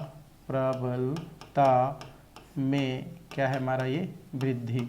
तो अम्लों की प्रबलता में क्या हो रहा है, वृद्धि हो रहा है। साथ ही साथ इधर आप क्या कर रहे हैं, हम लोग जा रहे हैं तो प्लस आई इफेक्ट में क्या आ रहा है, कमी आ रहा है। मतलब आप तीर को अगर इधर न लगा के इधर लगा दें तो यहाँ पर क्या लिख सकते हैं, प्लस आई इफेक्ट, है ना, प्रभाव में वृद्धि। मतलब यहाँ से आप लिख सकते हैं कि जैसे जैसे हमारा प्लस आई इफेक्ट प्रभाव बढ़ते जाता है, वैसे वैसे अम्लों की प्रबलता क्या होती जाती है, आपकी कम होती जाती है। क्या होती जाती है, आपकी कम होती जाती है। क्योंकि आप देख रहे हैं कि प्लस आई इफेक्ट बढ़ रहा है तो अम्लों की प्रबलता क्या हो रहा है, कम हो रहा है, क्योंकि ये ज़्यादा प्रबल अम्ल है और वो हमारा क्या होता है, दुर्बल अम्ल होता है। तो जैसे जैसे क्या होता है, हमारा जो है प्लस आई इफेक्ट की मात्रा बढ़ती जाती है, वैसे वैसे अम्लों की प्रबलता क्या होती जाती है, आपकी घटती जाती है। क्योंकि जितना भी प्लस आई इफेक्ट वाले होते हैं सब इलेक्ट्रॉन डोनेट करने वाले होते हैं, जिनके वजह से क्या हो जाता है, हमारा OH के जो ऑक्सीजन होता है उसके घनत्व में वृद्धि हो जाती है और वो हाइड्रोजन को फिर जो है प्रबलता के साथ जकड़ लेती है। मतलब वहाँ से हाइड्रोजन का निकलना क्या हो जाती है, आपकी कठिन हो जाती है। तो यही वजह है कि प्लस आई इफेक्ट बढ़ने से अम्लों की प्रबलता क्या होती जाती है, आपकी घटती जो है। प्लस आई इफेक्ट बढ़ेगा तो अम्लों की प्रबलता क्या होगा, घटेगा, और प्लस आई इफेक्ट की मान कम होगा तो अम्लों की प्रबलता क्या होगा, आपका बढ़ेगा। तो ये दोनों मैं लिख दिया हूँ, इधर आ रहा है तो अम्लों की प्रबलता बढ़ रहा है, उधर जा रहा है तो प्लस आई इफेक्ट बढ़ रहा है। तो यहाँ पर आप बोल सकते हैं कि प्लस आई इफेक्ट बढ़ेगा अगर हम अम्लों की प्रबलता की बात करें, अम्लों की प्रबलता, तो अम्लों की प्रबलता जो होगा वो किसके बराबर होगा हमारा, जो है प्लस आई इफेक्ट, है ना, प्लस आई प्रभाव। तो एक बढ़ेगा तो एक क्या होगा हमारा, घटेगा। अगर प्लस आई इफेक्ट बढ़ेगा, अम्लों की प्रबलता घटेगा, ये कम होगा तो ये बढ़ेगा। तो ये आप यहाँ से कर सकते हैं, और सबके कारण इससे पहले जो बताए हैं उसी टाइप का है। आगे क्या दिया है, ट्राइक्लोरोएसिटिक अम्ल एसिटिक अम्ल की अपेक्षा प्रबल है। ट्राइक्लोरोएसिटिक अम्ल किसको बोलते हैं, देखो एसिटिक अम्ल का फार्मूला होता है CH3 हो गया, और COOH, ठीक है, C ये हो गया O और ये हो गया OH, इसको बोलते हैं एसिटिक अम्ल। मान लो एसिटिक अम्ल में से एक हाइड्रोजन को क्लोरीन उड़ा दिया, एक और हाइड्रोजन को क्लोरीन क्या कर दिया आपका, उड़ा दिया, और एक हाइड्रोजन और बचा है उसको भी क्लोरीन क्या कर दिया आपका, उड़ा दिया, तो कितना हो जाता है Cl। इसी को बोलते हैं ट्राई, 3 बार है तो ट्राई हो गया, क्लोरीन हो गया तो क्लोरो हो गया, और ये हो जाता है आपका एसिटिक एसिड। तो नाम क्या हो जाता है भाई,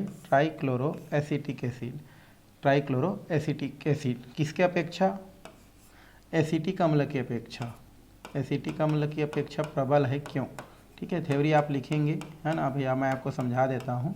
तो बोल रहा है ट्राइक्लोरोएसिटिक अम्ल एसिटिक अम्ल की अपेक्षा प्रबल होता है, क्यों, तो आप बोल सकते हैं कि ट्राइक्लोरोएसिटिक अम्ल प्रबल इसलिए होता है क्योंकि इसमें जो क्लोरीन समूह जुड़ा है ये सब के सब क्या होते हैं हमारे, माइनस आई इफेक्ट वाले होते हैं। क्या होते हैं हमारे, माइनस आई इफेक्ट वाले होते हैं, और माइनस आई इफेक्ट होने के कारण, ठीक है, आप इससे लिखेंगे जैसे समझा रहे हैं, ठीक है, तो माइनस आई इफेक्ट है, ये हमारा माइनस आई इफेक्ट है, ये क्या है हमारा माइनस आई इफेक्ट है। तो माइनस आई इफेक्ट वाले क्या करते हैं, इलेक्ट्रॉन को अपनी ओर क्या करते हैं भाई, खींचते हैं, ये इलेक्ट्रॉन को खींचेगा, ये भी इलेक्ट्रॉन खींचेगा, ये भी इलेक्ट्रॉन खींचेगा, तो इस कार्बन पे इलेक्ट्रॉन की क्या बढ़ जाएगा, कमी पड़ जाएगा। उस कमी को कहाँ से पूरा करेगा वो, उससे जुड़े हुए कार्बन के साथ, उसके जुड़े हुए कार्बन से क्या करेगा, पूरा करेगा।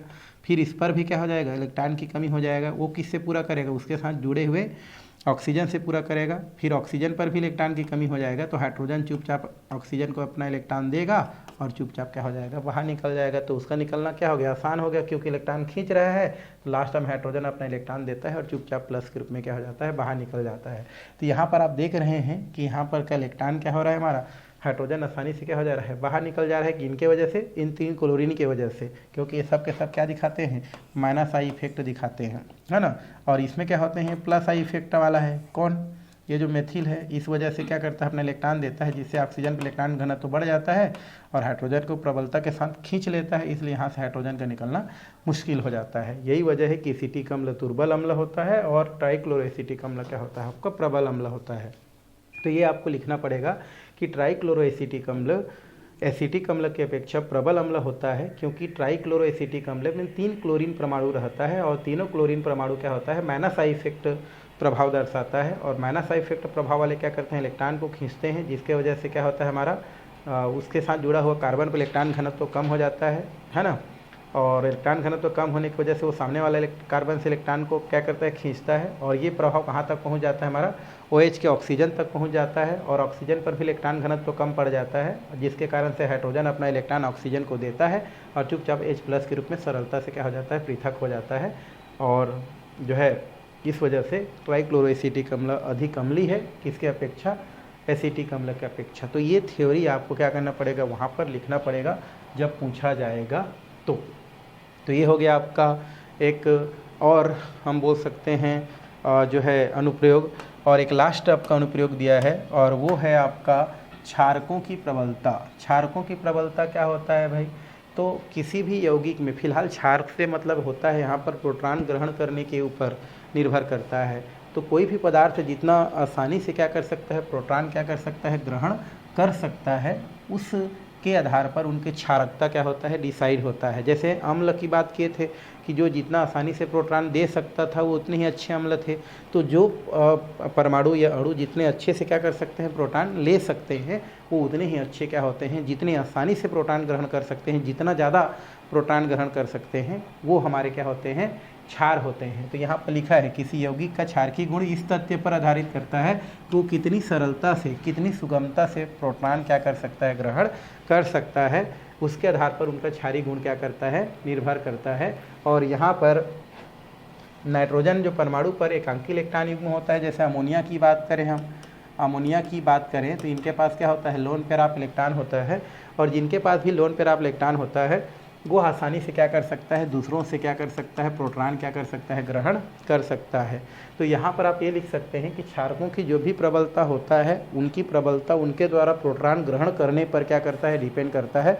जो जितना आसानी से प्रोटॉन ग्रहण करता है वो उतना ही क्या होता है, अच्छा क्षार होता है, उतना ही प्रबल क्षार होता है। और जनरली जिनके पास लोन पेयर ऑफ इलेक्ट्रॉन रहता है वही अच्छे क्या होते हैं, क्षार होते हैं, क्योंकि वो प्रोटॉन क्या करते हैं, ग्रहण करते हैं, क्योंकि ऑलरेडी उनके पास बहुत से इलेक्ट्रॉन रहता है, इसलिए धन आयन को आसानी से क्या करता है, खींचता है। और इसमें आपका अमोनिया को अगर देखा जाए तो जो अमोनिया होता है इनके पास लोन पेयर ऑफ इलेक्ट्रॉन होता है और ये आसानी से क्या करता है, प्रोटॉन ग्रहण करता है। तो जैसे यहाँ पर हम देखेंगे तो ये हमारा अमोनिया हो गया, फिर हमारा क्या होता है, इसमें से एक हाइड्रोजन को हम लोग गायब कर दिए तो प्राथमिक एमीन हो गया, फिर 2 हाइड्रोजन को गायब कर दिए तो ये द्वितीयक एमीन हो गया, है ना, द्वितीयक एमीन। ये पढ़े हम, प्राथमिक एमीन द्वितीयक एमीन पहले पढ़ चुके हो। तो ये NH और ये हमारा क्या है, H, lone pair of electron है।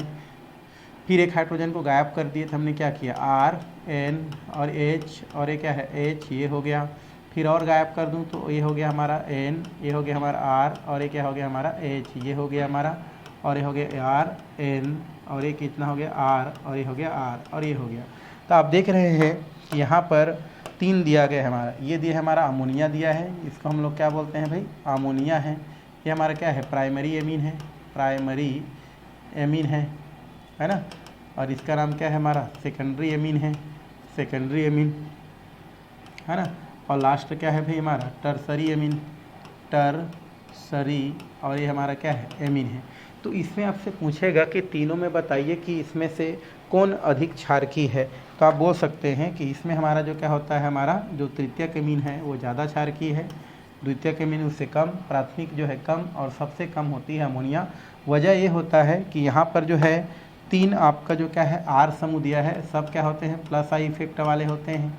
और प्लस आई इफेक्ट वाले क्या होते हैं, इलेक्ट्रॉन डोनेट करने वाले होते हैं। तो इनके पास पहले से इलेक्ट्रॉन था और भी इलेक्ट्रॉन दे दिया तो इसका इलेक्ट्रॉन डेंसिटी और क्या हो गया, बढ़ गया, इलेक्ट्रॉन घनत्व तो और क्या हो गया, बढ़ गया।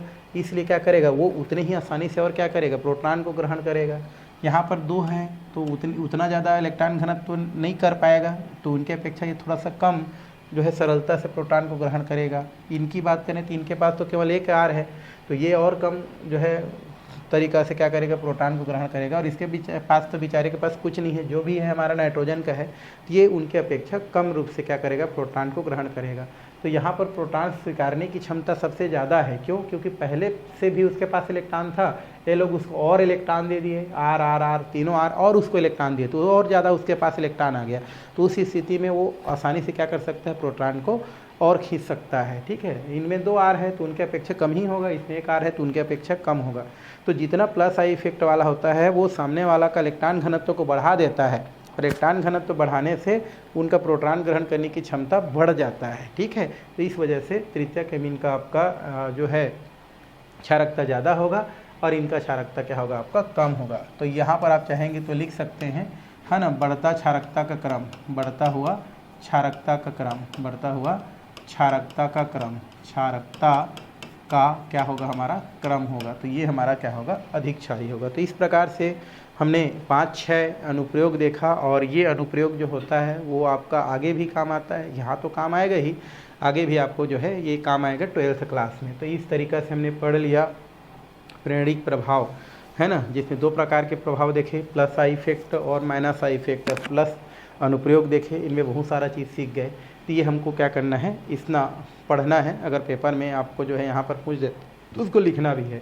चलिए अब हम चलते हैं इलेक्ट्रोमेरिक प्रभाव। दूसरा हमारा प्रभाव क्या है, हमारा इलेक्ट्रोमेरिक प्रभाव, इसको देखेंगे, वो अलग है, ये अलग है ना। इलेक्ट्रोमेरिक प्रभाव की बात करें, इसको हम लोग जो है कैपिटल ई से दर्शाते हैं, इलेक्ट्रोमेरिक इफेक्ट कहा जाता है, उसको इंडक्टिव इफेक्ट बोलते थे, इसको इलेक्ट्रोमेरिक इफेक्ट कहते हैं।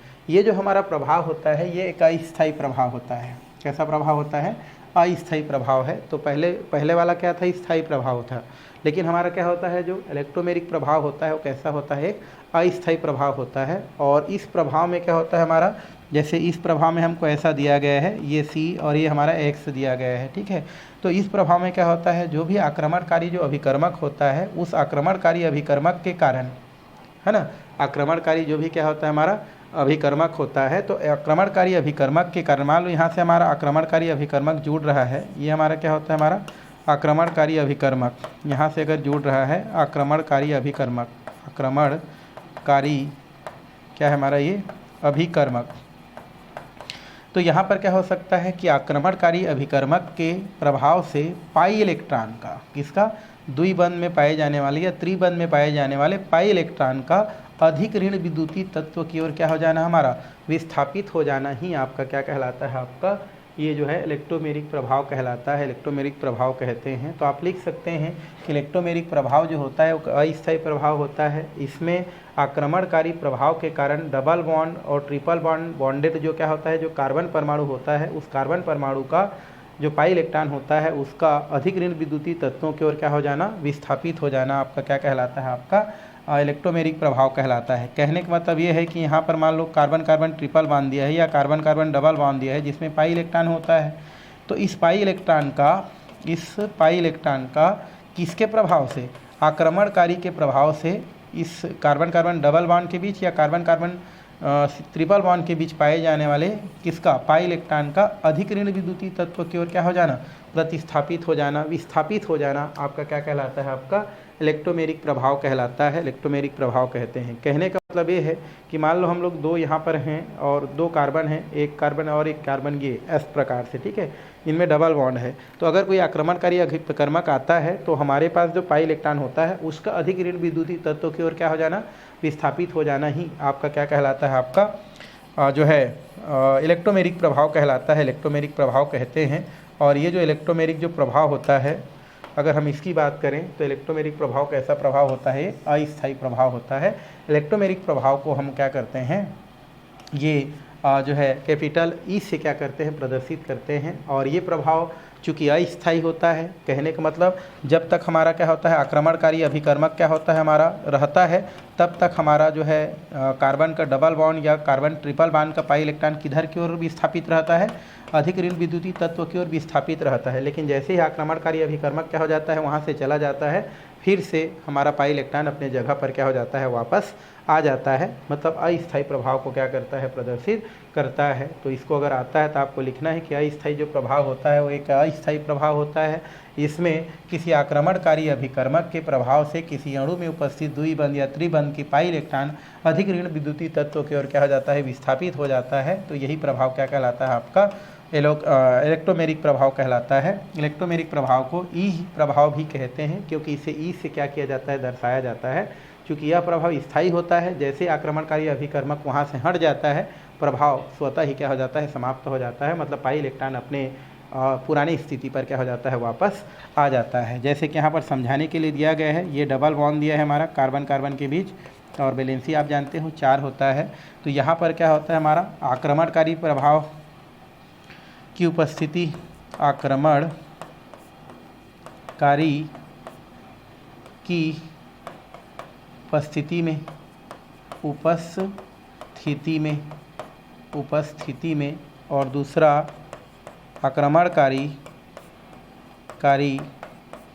की अनुपस्थिति में। इसको एक और तीर मैं लगा दूं पहले, फिर करेंगे इस प्रकार से, ठीक है, यह ऐसा। तो यहाँ पर लिख सकते हैं आक्रमणकारी की अनुपस्थिति में, तो यहाँ पर क्या होता है, जब आक्रमणकारी अभिकर्मक रहता है ना, तब जो है ये पाई इलेक्ट्रॉन का किधर, अधिक ऋण विद्युतीय तत्व की ओर क्या रहता है, हमारा विस्थापन हो रहता है, ठीक है। तो ये डबल बॉन्ड सी ए हो गया इस प्रकार से। तो ये पाई इलेक्ट्रॉन है, तो जब तक आक्रमणकारी अभिकर्मक क्या होता है, तब तक रहता है, तब तक ये क्या होता है, इसमें इस प्रकार का प्रभाव देखने को मिलता है। अर्थात यहाँ पर क्या होता है, सिंगल बॉन्ड, एक में हमारा होता है आपका प्लस, एक में होता है आपका माइनस। और जैसे ही आक्रमणकारी अभिकर्मक क्या हो जाता है, चला जाता है, फिर से वो अपने पुरानी स्थिति में क्या हो जाता है, वापस आ जाता है। तो इस तरीक़ा से आप क्या कर सकते हैं, इलेक्ट्रोमेरिक जो प्रभाव है उसको बता सकते हैं। तो इलेक्ट्रोमेरिक प्रभाव क्या होता है भाई, तो आप बोल सकते हैं कि इलेक्ट्रोमेरिक प्रभाव एक अस्थायी प्रभाव होता है। इसमें किसी भी आक्रमणकारी अभिकर्मक के प्रभाव से कार्बन कार्बन द्विबंध या कार्बन कार्बन त्रिबंध का जो क्या होता है, पाई इलेक्ट्रॉन होता है, वो अधिक ऋण विद्युतीय तत्व की ओर क्या हो जाता है, आपका विस्थापित हो जाता है। यह प्रभाव क्या कहलाता है, आपका इलेक्ट्रोमेरिक प्रभाव कहलाता है, इलेक्ट्रोमेरिक प्रभाव कहते हैं। यह प्रभाव भी दो प्रकार का होता है, जिसको हम लोग आगे क्या करने वाले हैं, देखने वाले हैं। और इलेक्ट्रोमेरिक प्रभाव से विभिन्न प्रकार की क्रियाएँ होती है, बाद में देखेंगे, एल्डिहाइड, कीटोन, ये सब देखेंगे। फिलहाल हम देखते हैं इलेक्ट्रोमेरिक प्रभाव के प्रकार। तो इलेक्ट्रोमेरिक प्रभाव, टाइप्स ऑफ इलेक्ट्रोमेरिक इफेक्ट, ये दो प्रकार का होता है पहले जैसा। इसमें भी होता है धनात्मक हमारा एक इलेक्ट्रोमेरिक प्रभाव होता है, इसको हम लोग प्लस ई प्रभाव के भी नाम से जानते हैं, प्लस ई प्रभाव कहा जाता है। ये प्रभाव क्या होता है, तो यदि हमारा जो डबल बॉन्ड है या ट्रिपल बॉन्ड है, उसका पाई जो इलेक्ट्रॉन है, उस पाई इलेक्ट्रॉन का स्थानांतरण उस कार्बन परमाणु की ओर हो जिधर क्या जुड़ा हो, आक्रमणकारी अभिकर्मक जब जुड़ा हो, तो उसको हम लोग बोलते हैं धनात्मक इलेक्ट्रोमेरिक प्रभाव। तो यहाँ लिख सकते हैं, यदि है ना, द्विबंध अथवा त्रिबंध त्रिबंध, इसी को बहुआबंध भी बोलते हैं ना, त्रिबंध के पाई इलेक्ट्रॉन का विस्थापन, द्विबंध अथवा त्रिबंध के पाई इलेक्ट्रॉन का विस्थापन,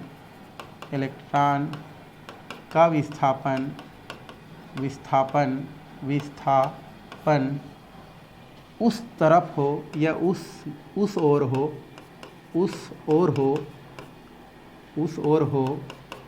जिस ओर या जिस तरफ आक्रमणकारी अभिकर्मक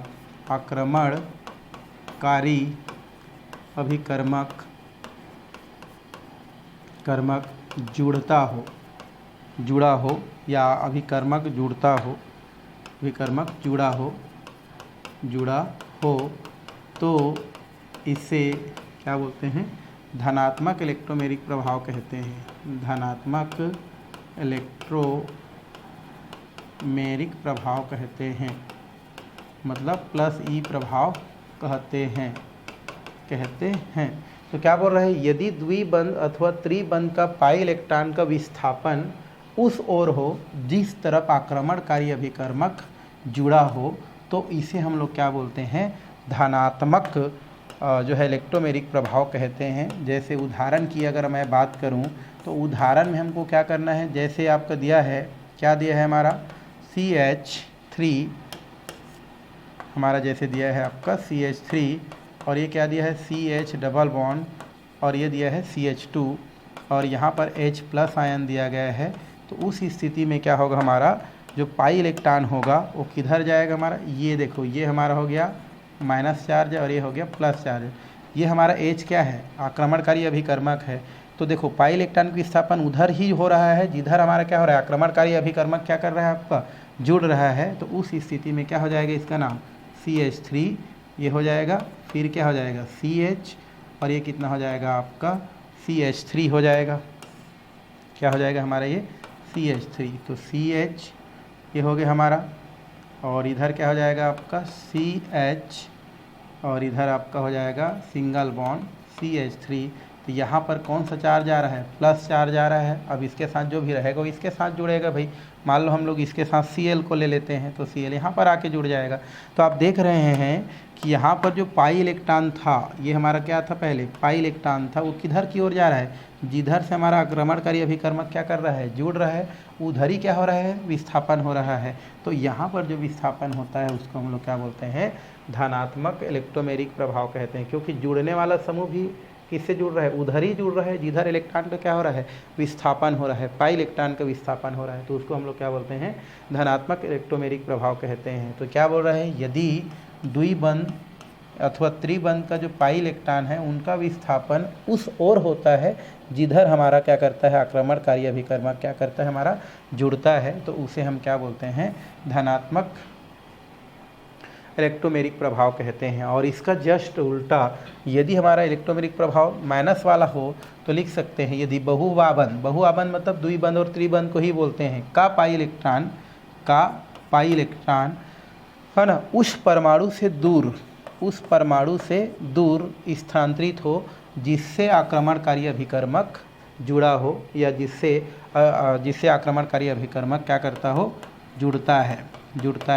तो आपको क्या बोल रहा है, यदि द्विबंध या त्रिबंध का अर्थात बहुबंध का पाई इलेक्ट्रॉन उस परमाणु से दूर स्थानांतरित हो जिधर आक्रमणकारी अभिकर्मक क्या करता है, जुड़ता है, तो उसे हम क्या बोलते हैं, माइनस आई इफेक्ट कहते हैं, माइनस आई इफेक्ट कहा जाता है। जैसे कि यहाँ पर आपका दिया गया है, हमारा एक फॉर्मेल्डिहाइड दिया है, तो H डबल वन O, और ये हो गया हमारा H और H, इसको बोलते हैं HCHO, फॉर्मेल्डिहाइड बोलते हैं ना, किसको भाई, HCHO। इसको ऐसे भी लिख सकते हैं HCHO। ये देखो, ये हमारा यही है दोनों, तो ये फॉर्मेल्डिहाइड है। और जब इस फॉर्मेल्डिहाइड को अगर हम क्या करते हैं, यहाँ पर CN माइनस वाला है हमारा, अगर हम क्या करते हैं, इसके साथ क्रिया कराते हैं, तो आप देखेंगे यहाँ से इसके इलेक्ट्रोनेगेटिव ज़्यादा होता है ऑक्सीजन का, तो ये माइनस चार्ज हो गया, और ये कितना हो जाता है, प्लस। तो ये क्या करेगा, यहाँ पर क्या करेगा, अटैक करेगा कार्बन पर। तो कार्बन पर देखो, कार्बन क्या कर, ये हमारा क्या होता है, आक्रमणकारी अभिकर्मक किस पर अटैक कर रहा है, हमारा कार्बन पर।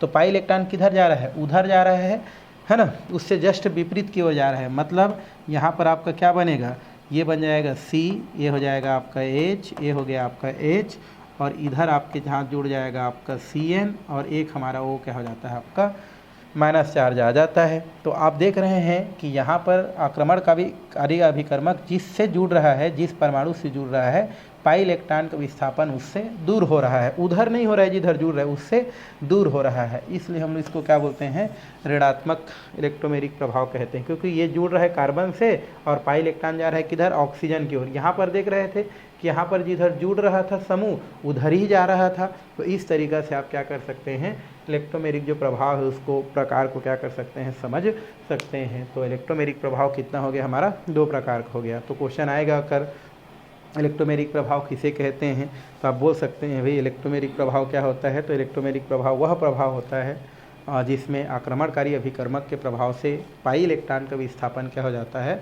अधिक ऋण विद्युतीय परमाणु की ओर हो जाता है। तो उसे हम लोग क्या बोलते हैं, इलेक्ट्रोमेरिक प्रभाव। यह एक अस्थायी प्रभाव है, जैसे आक्रमणकारी अभिकर्मक क्या होता है, हटता है, वो स्वतः ही क्या हो जाता है, प्रभाव समाप्त हो जाता है। आगे हमको देखना है इलेक्ट्रोमेरिक प्रभाव के अनुप्रयोग, इलेक्ट्रोमेरिक प्रभाव के अनुप्रयोग, एप्लीकेशन ऑफ इलेक्ट्रोमेरिक इफेक्ट देखना है हमको। एल्किन और एल्काइन पर इलेक्ट्रॉन स्नेही जो है योगात्मक अभिक्रिया। इलेक्ट्रॉन स्नेही मतलब होता है ऐसे अभिकर्मक, है ना, जिनको इलेक्ट्रॉन से क्या हो, स्नेह हो, उसको हम लोग क्या बोलते हैं, इलेक्ट्रॉन स्नेही कहते हैं। और जितने भी इलेक्ट्रॉन स्नेही वाले होते हैं वो प्लस वाले होते हैं, क्योंकि प्लस वाला ही इलेक्ट्रॉन को स्नेह करेगा भाई, प्लस वाला ही क्या करेगा, इलेक्ट्रॉन को स्नेह करेगा ना। क्योंकि केमिस्ट्री में क्या होता है, प्लस माइनस एक दूसरे के साथ जुड़ते हैं, प्लस प्लस एक दूसरे के साथ नहीं जुड़ते हैं, है ना। तो इलेक्ट्रॉन स्नेही कौन होंगे, तो प्लस वाले ही क्या होंगे, इलेक्ट्रॉन स्नेही होंगे, इलेक्ट्रॉन स्नेही। तो इलेक्ट्रॉन को स्नेह कौन करेगा, इलेक्ट्रॉन मतलब माइनस चार्ज, और स्नेह करने वाला क्या होगा, प्लस वाला होगा। तो इलेक्ट्रॉन स्नेही जितने होते हैं वो सब प्लस चार्ज वाले होते हैं ना। तो एल्किन और एल्काइन पर इलेक्ट्रॉन स्नेही योगात्मक अभिक्रिया की व्याख्या यहाँ से कर सकते हैं। जैसे यहाँ पर आपका क्या दिया है, हमारा एल्किन दिया है H डबल बॉन्ड CH और H, इसका नाम होता है हमारा एथीन, है ना, डबल बॉन्ड है 3, 2 कार्बन है तो एथीन। अब हमारे यहाँ पर दिया है HCl। अब जानते हो Cl के इलेक्ट्रोनेगेटिव ज़्यादा होता है, तो ये माइनस चार्ज और इसमें प्लस चार्ज। अब पाई इलेक्ट्रॉन किधर भी जा सकता है हमारा भाई, पाई इलेक्ट्रॉन इधर चला गया, तो यहाँ पर कौन सा चार्ज है, माइनस, और इसमें कौन सा आ जाएगा, प्लस। अब देखो इसके बेसिस पर हम क्या कर सकते हैं, हम दोनों को जोड़ सकते हैं। तो इसका प्लस इसके माइनस के साथ जाएगा, तो क्या बनेगा, 2 हाइड्रोजन पहले से था, 1 हाइड्रोजन और चला गया, तो CH3 सिंगल बान हो गया, ये कितना हो जाएगा, CH हो गया 2, और यहाँ पर प्लस है तो कौन जाके जुड़ जाएगा आपको, माइनस। इतना को बोलते हैं एथिल, और Cl को क्या बोलते हैं, क्लोराइड। तो नाम क्या हो जाता है हमारा, एथिल क्लोराइड।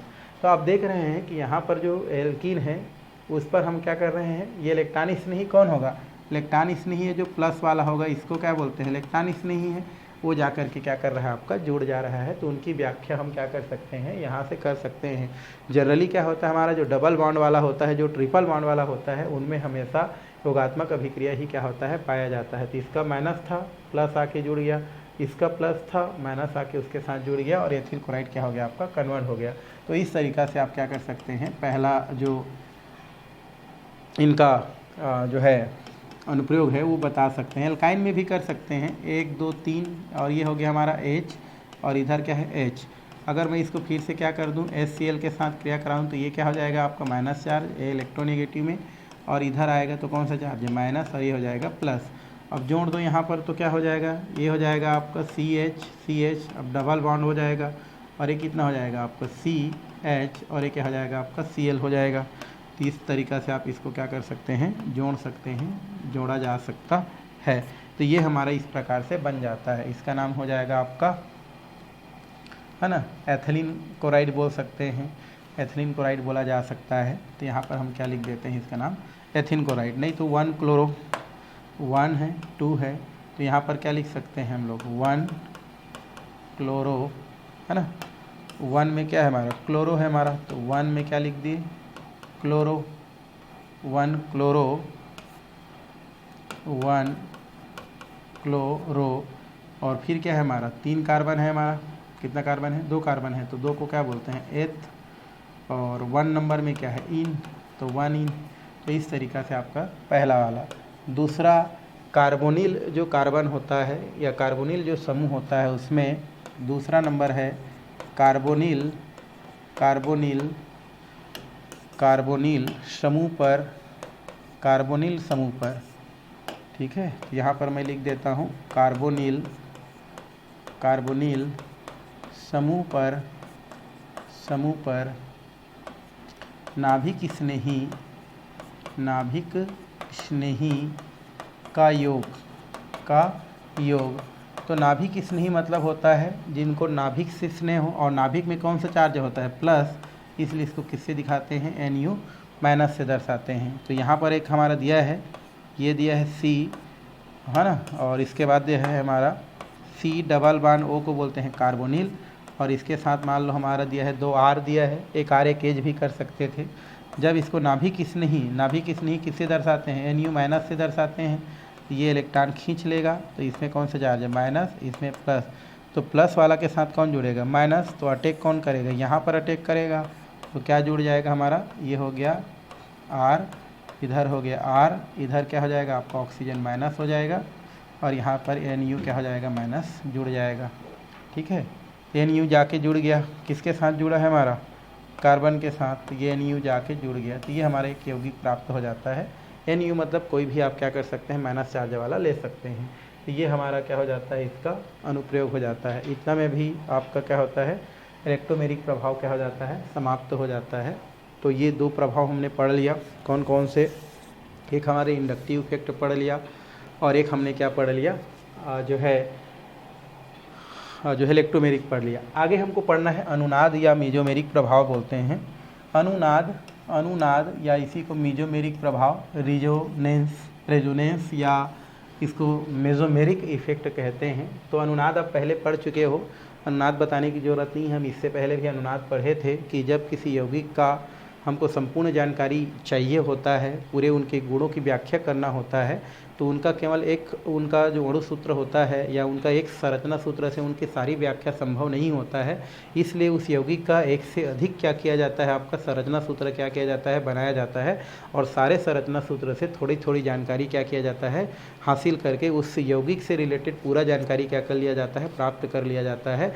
तो ये जो हमारा एक से अधिक जो संरचना बनता है, वही संरचना आपका क्या कहलाता है, आपका अनुनादी संरचना कहलाता है। और ये जो प्रक्रिया होता है वो क्या कहलाता है, आपका अनुनाद कहलाता है। इतना लंबा है और ये हम जो है पहले पढ़ चुके हैं। जैसे दिया है, जब किसी अणु के सभी प्रेक्षित गुणों की व्याख्या करनी हो तो एक ही संयोजकता बंध सूत्र की सहायता से नहीं किया जा सकता है, तब अणु के एक से अधिक संरचना क्या किया जाता है, बनाया जाता है, और उन संरचनाओं से थोड़ी थोड़ी जानकारी लेकर के फिर उन यौगिक के जो भी संरचना या जो क्या है गुण है उनको जान लिया जाता है। तो इन संरचनाओं को अनुनादी संरचना और ये जो घटना होता है उस घटना को हम क्या कहते हैं, अनुनाद कहते हैं, अनुनाद कहा जाता है। तो ये हम पहले भी क्या कर चुके हैं, देख चुके हैं। जनरली क्या होता है केमिस्ट्री में कि कोई भी हमारा, जैसे हमको बेंजीन दिया गया है, ठीक है, बेंजीन आपको दिया है, तो एक संरचना सूत्र से हम जो है इसके सारे जानकारी प्राप्त नहीं कर सकते हैं, इसलिए इसका एक से अधिक क्या किया जाता है, आपका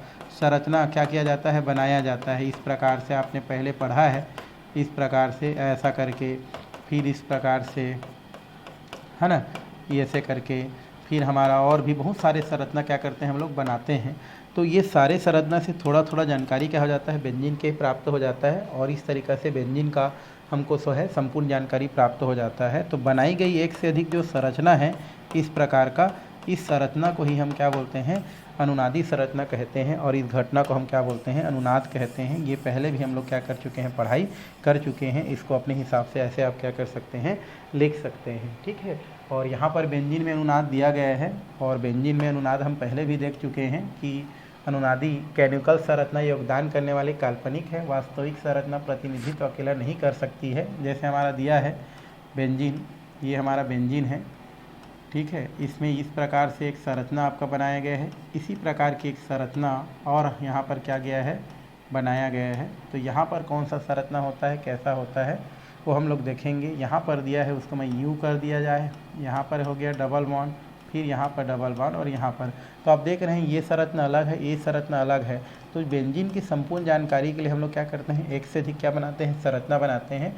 तो ये संरचनाएं क्या कहलाता है, अनुनादी संरचनाएं, और ये घटना आपका अनुनाद कहलाता है, या अनुनाद के नाम से क्या किया जाता है, जाना जाता है। तो पहले भी हम लोग क्या कर चुके हैं, इससे पढ़ चुके हैं।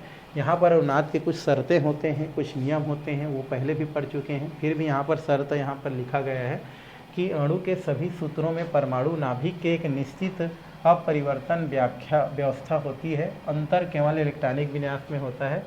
आप जितना भी क्या करते हैं, जिन यौगिक का हम क्या करते हैं, अनुनादी संरचना बनाते हैं, तो उन सब संरचनाओं में क्या होता है, हमारा अणुसूत्र सेम ही रहता है। उनकी थोड़ा सा क्या होती है, आपकी इलेक्ट्रॉनिक व्यवस्था में क्या होती है, भिन्नता होती है, बाकी अणुसूत्र में कोई चेंज नहीं आती है। सभी कॉनिकल रूपों में अंतर्निहित ऊर्जा लगभग समान होती है। आप जितना भी संरचना बना लो, सभी की ऊर्जा लगभग क्या होती है, समान होती है ना। मतलब मेरे कहने का मतलब ये है कि जब अनुनादी संरचना आप किसी यौगिक का बनाते हैं, उनके सभी गुणों को जानने के लिए, तो सभी संरचना में उनका जो फार्मूला है वो सेम रहती है, खाली उनका व्यवस्था थोड़ा क्या हो सकती है, अलग हो सकती है। जितने भी संरचना बनती है सबकी ऊर्जा क्या होती है, समान होती है। और कोनिकल संरचना में अयुग्मित इलेक्ट्रॉनों की संख्या भी सब क्या होगी, समान होगी। आवेशित संरचना का संकर में योगदान अनावेशित संरचना की तुलना में थोड़ा सा कम होती है। और ऐसी योगदायी संरचनाएं जिसमें सहसंयोजी आबंधों की संख्या अधिक होती है, उनका संकर में योगदान कम सहसंयोजी आबंध की अपेक्षा अधिक होती है। तो कुछ शर्तें हैं जो हम पहले भी देखे थे, तो ये शर्तें हैं, नहीं करेंगे फिर भी हो जाएगा। तो ये इतना में आपका क्या होता है, अनुनाद जो होता है वो ख़त्म होता है। हमको क्या पढ़ना है आगे, अनुनाद प्रभाव, या इसी को मेजोमेरिक प्रभाव भी कहते हैं। अनुनाद नहीं है, अनुनाद है ना, अनुनाद। तो हमको आगे देखना है अनुनाद प्रभाव, या इसी को बोलते हैं मेजोमेरिक प्रभाव। क्या बोलते हैं इसको, मेजोमेरिक प्रभाव। ये हम लोग देखने वाले हैं कि अनुनाद प्रभाव क्या होता है, मेजोमेरिक प्रभाव क्या होता है। तो यहाँ पर दिया गया है कि हमारे पास एक संयुग्मित तंत्र है। संयुग्मित मतलब एक जटिल तंत्र है बोल सकते हैं। तो हमारे पास एक क्या होता है, हमारा संयुग्मित क्या होता है, हमारा तंत्र है। और इस संयुग्मित तंत्र में अगर हम बात करें, संयुग्मित तंत्र में जो भी हमारा क्या होता है, जो पाई बंद और हमारा जो क्या होता है, सिग्मा बंद होता है। तो संयुग्मित तंत्र है, ये हमारा एक जटिल तंत्र है, संयुग्मित तंत्र है। तो इस तंत्र में पाए जाने वाले जो पाई हमारा जो बंद होता है, एक पाई बंद हो चाहे दो पाई बंद हो, इस पाई बंद और समीपवर्ती जो भी हमारा परमाणु होता है, उस परमाणु में उपस्थित एकांकी इलेक्ट्रॉन युग्म के अन्योन्य क्रिया के फलस्वरूप एक में प्लस चार्ज और एक में क्या हो जाता है, माइनस चार्ज उत्पन्न हो जाता है, या ध्रुवता उत्पन्न हो जाता है। यही घटना आपका क्या कहलाता है, आपका अनुनाद प्रभाव या मेजोमेरिक प्रभाव कहलाता है। तो आपको क्या बोल रहा है कि कोई हमारे पास क्या है, हमारा संयुग्मित तंत्र है, और उस तंत्र में जो पाई बंद है, चाहे वो 2 पाई हो चाहे 1 पाई हो, और समीपवर्ती जो परमाणु है उस पर क्या है, यदि एकांकी इलेक्ट्रॉन युग्म है तो उन दोनों के मध्य क्या होती है, अन्योन्य क्रिया होती है। और अन्योन्य क्रिया की वजह से यहाँ पर ध्रुवता उत्पन्न हो जाती है, अर्थात एक धन चार्ज और एक में ऋण चार्ज उत्पन्न हो जाती है। और ये जो प्रभाव होती है, ये प्रभाव ही आपकी क्या कहलाती है, आपकी जो है मीजोमेरिक प्रभाव कहलाती है, अनुनादी प्रभाव कहलाती है। तो इसको आपको देखना है, वही चीज़ लिखा है कि संयुग्मित तंत्र जिसमें सिग्मा और पाई दोनों हो या एकांतर क्रम में, तो संयुग्मित तंत्र में 2 हमारे जो है पाई बंद हो, 2 पाई बंद हो, अथवा 1 पाई बंद है ना, 1 पाई बंद एवं समीपवर्ती परमाणु पर उपस्थित एकांकी इलेक्ट्रॉन युग्म के बीच अन्योन्य क्रिया होने के कारण से वहाँ पर क्या हो जाती है, आपके धनात्मक और ऋणात्मक अर्थात ध्रुवता उत्पन्न हो जाती है। यही आपका क्या कहलाती है, आपकी अनुनाद प्रभाव कहलाती है। अनुनाद प्रभाव कहते हैं, इसको आपको जानना है अनुनाद प्रभाव क्या है। तो मैं आपको बोल रहा हूँ कि हमारे पास एक जटिल क्या है, हमारा तंत्र है, जटिल तंत्र है मतलब एक जटिल यौगिक है, और उस जटिल यौगिक में जो पाई इलेक्ट्रॉन है उसका है ना, तो उसमें उपस्थित जो पाई इलेक्ट्रॉन है और उस पाई इलेक्ट्रॉन के समीप में उपस्थित जो परमाणु है उस पर क्या है, हमारा एकांकी इलेक्ट्रॉन युग्म है। तो आपको क्या बोल रहे हैं कि हमारे पास एक जटिल तंत्र, एक हमारा क्या है, जटिल तंत्र है, संयुग्मित तंत्र है। तो उस संयुग्मित तंत्र के पाई इलेक्ट्रॉन और उस पाई इलेक्ट्रॉन के समीपवर्ती कार्बन पर उपस्थित लोन प्यारा इलेक्ट्रॉन के मध्य अन्योन्य क्रिया से हमारा क्या हो जाता है, ध्रुवता उत्पन्न हो जाता है, धन चार्ज और ऋण चार्ज उत्पन्न हो जाता है। वह प्रभाव आपका क्या कहलाता है, आपका अनुनाद प्रभाव कहलाता है। अनुनाद प्रभाव कहते हैं, आपको वैसा ही लिखना है और कुछ लिखने की ज़रूरत नहीं है, यही अनुनाद प्रभाव होता है। इसको अंग्रेजी में मीजोमेरिक इफेक्ट बोलते हैं। इस वजह से इसको दर्शाने के लिए हम लोग क्या करते हैं, हम लोग जो है एम, कैपिटल एम का क्या करते हैं, उपयोग करते हैं। तो अगर क्वेश्चन अगर आए कि जो है अनुनाद प्रभाव या मीजोमेरिक प्रभाव किसे कहते हैं, तो एक संयुग्मित तंत्र है, उस संयुग्मित तंत्र में पाई बंद है और उस पाई बंद के समीप किसी परमाणु पर लोन प्यारा इलेक्ट्रॉन है, तो दोनों के मध्य अन्योन्य क्रिया से एक ध्रुवता उत्पन्न हो जाता है, और ये ध्रुवता ही आपका क्या कहलाता है, अनुनाद प्रभाव कहलाता है। और यहाँ पर अनुनाद प्रभाव को भी 2 भागों में क्या किया जाता है, बांटा जाता है। एक होता है धनात्मक अनुनाद प्रभाव है ना, जिसको हम लोग क्या बोलते हैं, प्लस एम प्रभाव के भी नाम से जानते हैं, और एक होता है ऋणात्मक अनुनाद प्रभाव, जिसको हम लोग जो है आपका माइनस एम के नाम से क्या किया जाता है, जाना जाता है। क्या बोलते हैं उसको भाई, हम लोग माइनस एम कहते हैं, है ना, इसको हम लोग क्या बोलते हैं, माइनस एम कहा जाता है। तो ये 2 प्रकार का इसमें क्या होता है, प्रभाव होता है। तो पहले हम किसको देखते हैं, हम लोग धनात्मक अनुनाद प्रभाव को देखते हैं, जिसको प्लस आर या इसी को है ना रेजोनेंस बोलते हैं, इसलिए प्लस आर बोलते हैं, मीजोमेरिक बोलते हैं इसलिए प्लस एम लिखते हैं। तो प्लस एम वाला को पहले देखते हैं। धनात्मक अनुनाद प्रभाव को हम लोग क्या करते हैं, पहला देखते हैं। तो जब इलेक्ट्रॉन युग्म मतलब ये हमारा दिख रहा है, इलेक्ट्रॉन युग्म का विस्थापन किसी परमाणु या समूह से दूर होता है, अर्थात द्विबंध को इलेक्ट्रॉन क्या करता है, हमारा प्रदान करता है, तो उसे हम क्या बोलते हैं, प्लस एम प्रभाव कहते हैं। तो हमारे जो क्या होता है, जो संयुग्मित तंत्र है, उस संयुग्मित तंत्र में जो क्या होता है, लोन पेयर ऑफ इलेक्ट्रॉन होता है, एकांकी इलेक्ट्रॉन युग्म होता है। अगर उसका विस्थापन जिस परमाणु में होता है उस परमाणु से कहीं दूर हो जाए, तो वहाँ पर जो प्रभाव होता है उसको हम लोग क्या बोलते हैं, धनात्मक एम प्रभाव कहते हैं। कहने का मतलब ये है कि मान लो इसके पास क्या है, हमारा ये हमारा बेंजीन दिया है, और इस बेंजीन में यहाँ पर एक हमारा क्या होता है, पाई है, और समीपवर्ती क्या है, हमारा यहाँ पर लोन प्यारा इलेक्ट्रॉन है। तो इस लोन प्यारा इलेक्ट्रॉन का अगर विस्थापन इस परमाणु से अगर क्या होता है, दूर होता है, जिसमें है उससे कहीं दूर हो जाए, तो वहाँ पर जो प्रभाव होता है उस प्रभाव को हम लोग क्या बोलते हैं, प्लस एम प्रभाव कहते हैं, प्लस एम प्रभाव कहा जाता है। तो इस तरीक़ा से बोल सकते हैं। अगर क्वेश्चन आता है कि धनात्मक अनुनाद क्या है या एम प्रभाव क्या होता है, तो आप लिख सकते हैं, यदि किसी संयुग्मित जो तंत्र है और उस तंत्र में कोई लोन प्यारा इलेक्ट्रॉन है, तो उस लोन प्यारा इलेक्ट्रॉन का अगर प्रतिस्थापन या विस्थापन उस परमाणु से कहीं दूर होता है, तो वहाँ पर जो प्रभाव होता है उस प्रभाव को हम क्या बोलते हैं, प्लस एम प्रभाव कहते हैं। और अगर उस परमाणु की ओर होता है तो उसको हम लोग जो है माइनस एम प्रभाव के नाम से जानते हैं। जैसे एक उदाहरण हम लोग क्या कर रहे हैं, इधर देख रहे हैं, है ना। जैसे एक उदाहरण आपका दिया गया है, कौन सा उदाहरण दिया है भाई, हमारा एक यहाँ पर दिया गया है उदाहरण, ठीक है। इसको आप देखेंगे, यहाँ से आप क्या करना है, आपको उसको देखना है।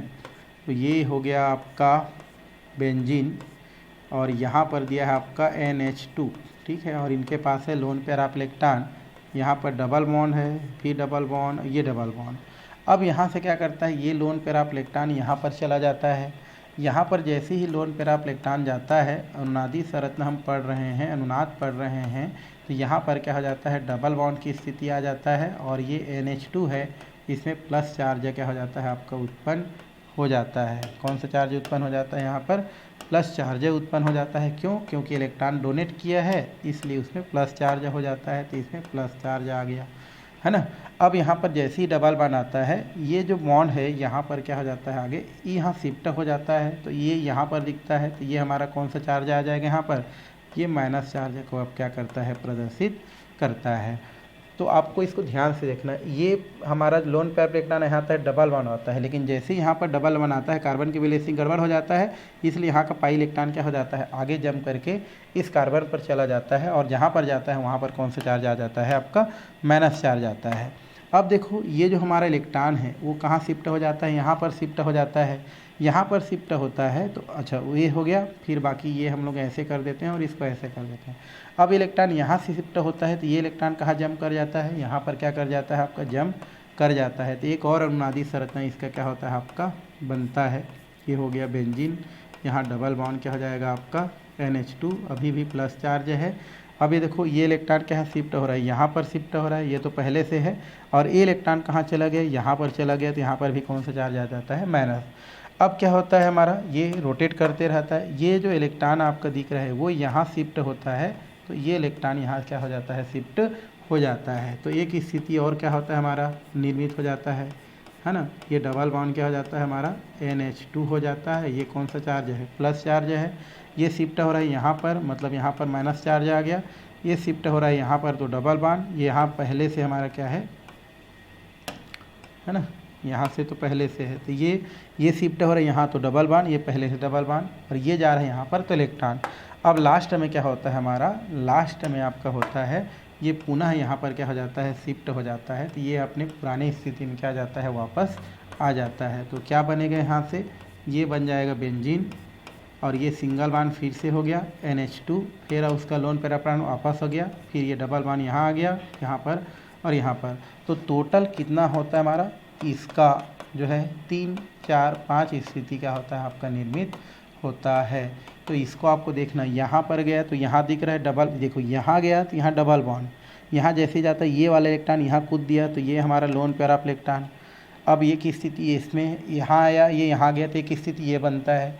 अब जब यहाँ ये जाता है तो ये वाला यहाँ कूद देता है, तो ये स्थिति आपको दिखता है। देखो यहाँ पर आया तो ये हमारा कौन सा हो गया, डबल बॉन्ड, ये यहाँ पर जम कर गया तो लोन पैराप्लेक्टान। और ये तो पहले से है हमारा, इसमें भी था, इसमें भी था। अब ये जब यहाँ जम करता है तो यहाँ पर जम करता है, तो ये यहाँ का ऐसा हो गया, ये यहाँ जम किया तो यहाँ पर, और यहाँ वाला जम कर गया यहाँ पर। अब जब ये पुनः इसी स्थिति में आता है तो ये डबल बॉन्ड यहाँ पर हो गया और फिर से अपनी पुरानी स्थिति को प्राप्त कर लेता है। तो आप देख रहे हैं कि यहाँ पर जो लोन पैराप्लेक्टान है वो अपने जगह से क्या कर रहा है, दूर विस्थापित हो रहा है। इस वजह से इसको हम लोग क्या बोलते हैं, धनात्मक जो है प्रभाव या धनात्मक एम प्रभाव कहते हैं। दूसरा क्या बोल रहा है आपका, अगर बात करें हम लोग ऋणात्मक एम प्रभाव की बात करें, तो इस प्रकार के प्रभाव में जो लोन पैराप्लेक्टान होता है वह लोन पैराप्लेक्टान किसी परमाणु की ओर होता है, परमाणु की तरफ होता है, तो उसको हम लोग क्या बोलते हैं, ऋणात्मक प्रेरित। देखो यहाँ पर क्या था हमारा, जिसके पास लोन पैराप्लेक्टान था वह उस परमाणु से क्या हो रहा था, दूर जा रहा था, दूर विस्थापित हो रहा था, इसलिए इस प्रभाव को हम क्या बोलते थे, धनात्मक। यदि लोन पैराप्लेक्टान का जो विस्थापन है वो किसी परमाणु की ओर हो, से नहीं की ओर हो, उसके तरफ हो, तो उसको हम लोग बोलते हैं ऋणात्मक अनुनाद प्रभाव। जैसे उदाहरण देखते हैं, तो ये आपका दिया है CH2, फिर दिया है डबल बॉन्ड CH, और उसके बाद दिया है C डबल बॉन्ड क्या दिया है, O दिया है। अब इनके पास क्या होता है, लोन पैरा क्या होता है हमारा, इलेक्ट्रॉन होता है। तो अगर हम इसकी बात करें तो क्या होगा हमारा, यहाँ से आपका हो जाएगा आपका, ये हमारा पाई इलेक्ट्रॉन है, ये पाई इलेक्ट्रॉन है। तो इस पाई इलेक्ट्रॉन का विस्थापन पहले किस में होगा हमारा, इस कार्बन पर होगा, ठीक है। तो इसको आपको देखना है, तो कैसे करते हैं इसको, एक मिनट। तो ये हो जाएगा आपका CH2, double bond CH double bond O, इनके पास already lone pair of electron है। तो इस स्थिति में क्या हो जाएगा आपका, ये हो जाएगा आपका पाई इलेक्ट्रॉन। पाई इलेक्ट्रॉन किधर की ओर जाएगा भाई, हमारा ये जो इलेक्ट्रॉन है ये यहाँ हमारा कहा जाएगा यहाँ से चला जाएगा, तो यहाँ पर ये चला जाएगा तो यहाँ शिफ्ट हो जाएगा, और ये इलेक्ट्रॉन यहाँ पर क्या हो जाएगा, शिफ्ट हो जाएगा। तो उस स्थिति में क्या बनेगा हमारा, ये हो जाएगा आपका CH है ना, फिर हमारा सिंगल बॉन्ड हो जाएगा, फिर क्या हो जाएगा हमारा CH डबल बॉन्ड हो जाएगा, फिर हमारा CH सिंगल बॉन्ड हो जाएगा, और यहाँ पर कौन सा चार्ज हो जाएगा आपका माइनस चार्ज, और यहाँ पर कौन सा चार्ज हो जाएगा प्लस चार्ज। तो आप देख रहे हैं कि यहाँ पर का जो पाई इलेक्ट्रॉन था इसके पास ऑलरेडी 2 इलेक्ट्रॉन था, इलेक्ट्रॉन युग्म में था। ये किधर जाता है हमारा ऑक्सीजन परमाणु की ओर खींचाता है, ये वाला चला गया यहाँ पर तो डबल बॉन्ड हो गया, यहाँ पर का चला गया यहाँ पर, और यहाँ का जो है चला गया उसके पास। तो यहाँ पर देख रहे हैं कि पहले डबल बॉन्ड था, और डबल बॉन्ड का जो इलेक्ट्रॉन था वो किधर की ओर जा रहा है, हमारा ऑक्सीजन परमाणु की ओर जा रहा है। इसलिए यहाँ पर जो प्रभाव होता है उस प्रभाव को हम लोग क्या बोलते हैं, ऋणात्मक अनुनाद प्रभाव के नाम से जानते हैं या कहा जाता है। तो इस तरीक़ा से अनुनाद प्रभाव और अनुनाद प्रभाव के प्रकार को हम क्या कर सकते हैं, बता सकते हैं, बताया जा सकता है। तो इस तरीक़ा से आपका अनुनाद प्रभाव भी समाप्त होता है। तो 3 प्रभाव हमने क्या कर लिया, पढ़ाई कर लिया। यहाँ पर अनुनाद प्रभाव और प्रेरक प्रभाव में अंतर दिया गया है, ये भी आपको क्वेश्चन कर सकता है। अनुनाद प्रभाव भी पढ़े हैं, रेजोनेंस इफेक्ट, और एक प्रेरक प्रभाव शुरू में पढ़े हो, इंडक्टिव इफेक्ट। अब दोनों में क्या कर सकते हैं, अंतर क्या कर सकते हैं, लिख सकते हैं, लिखा जा सकता है। तो बहुत सारा अंतर तो आप पढ़े हो, उसके बेसिस पर क्या कर सकते हैं, लिख सकते हैं, लिखा जा सकता है। तो ये जो क्लास है फिलहाल उसको हम यहीं पर क्या करते हैं, समाप्त करते हैं। आने वाला क्लास में हम लोग जो है इसके बाद में आने वाला जो टॉपिक है उस पर क्या करने वाले हैं, चर्चा करने वाले हैं।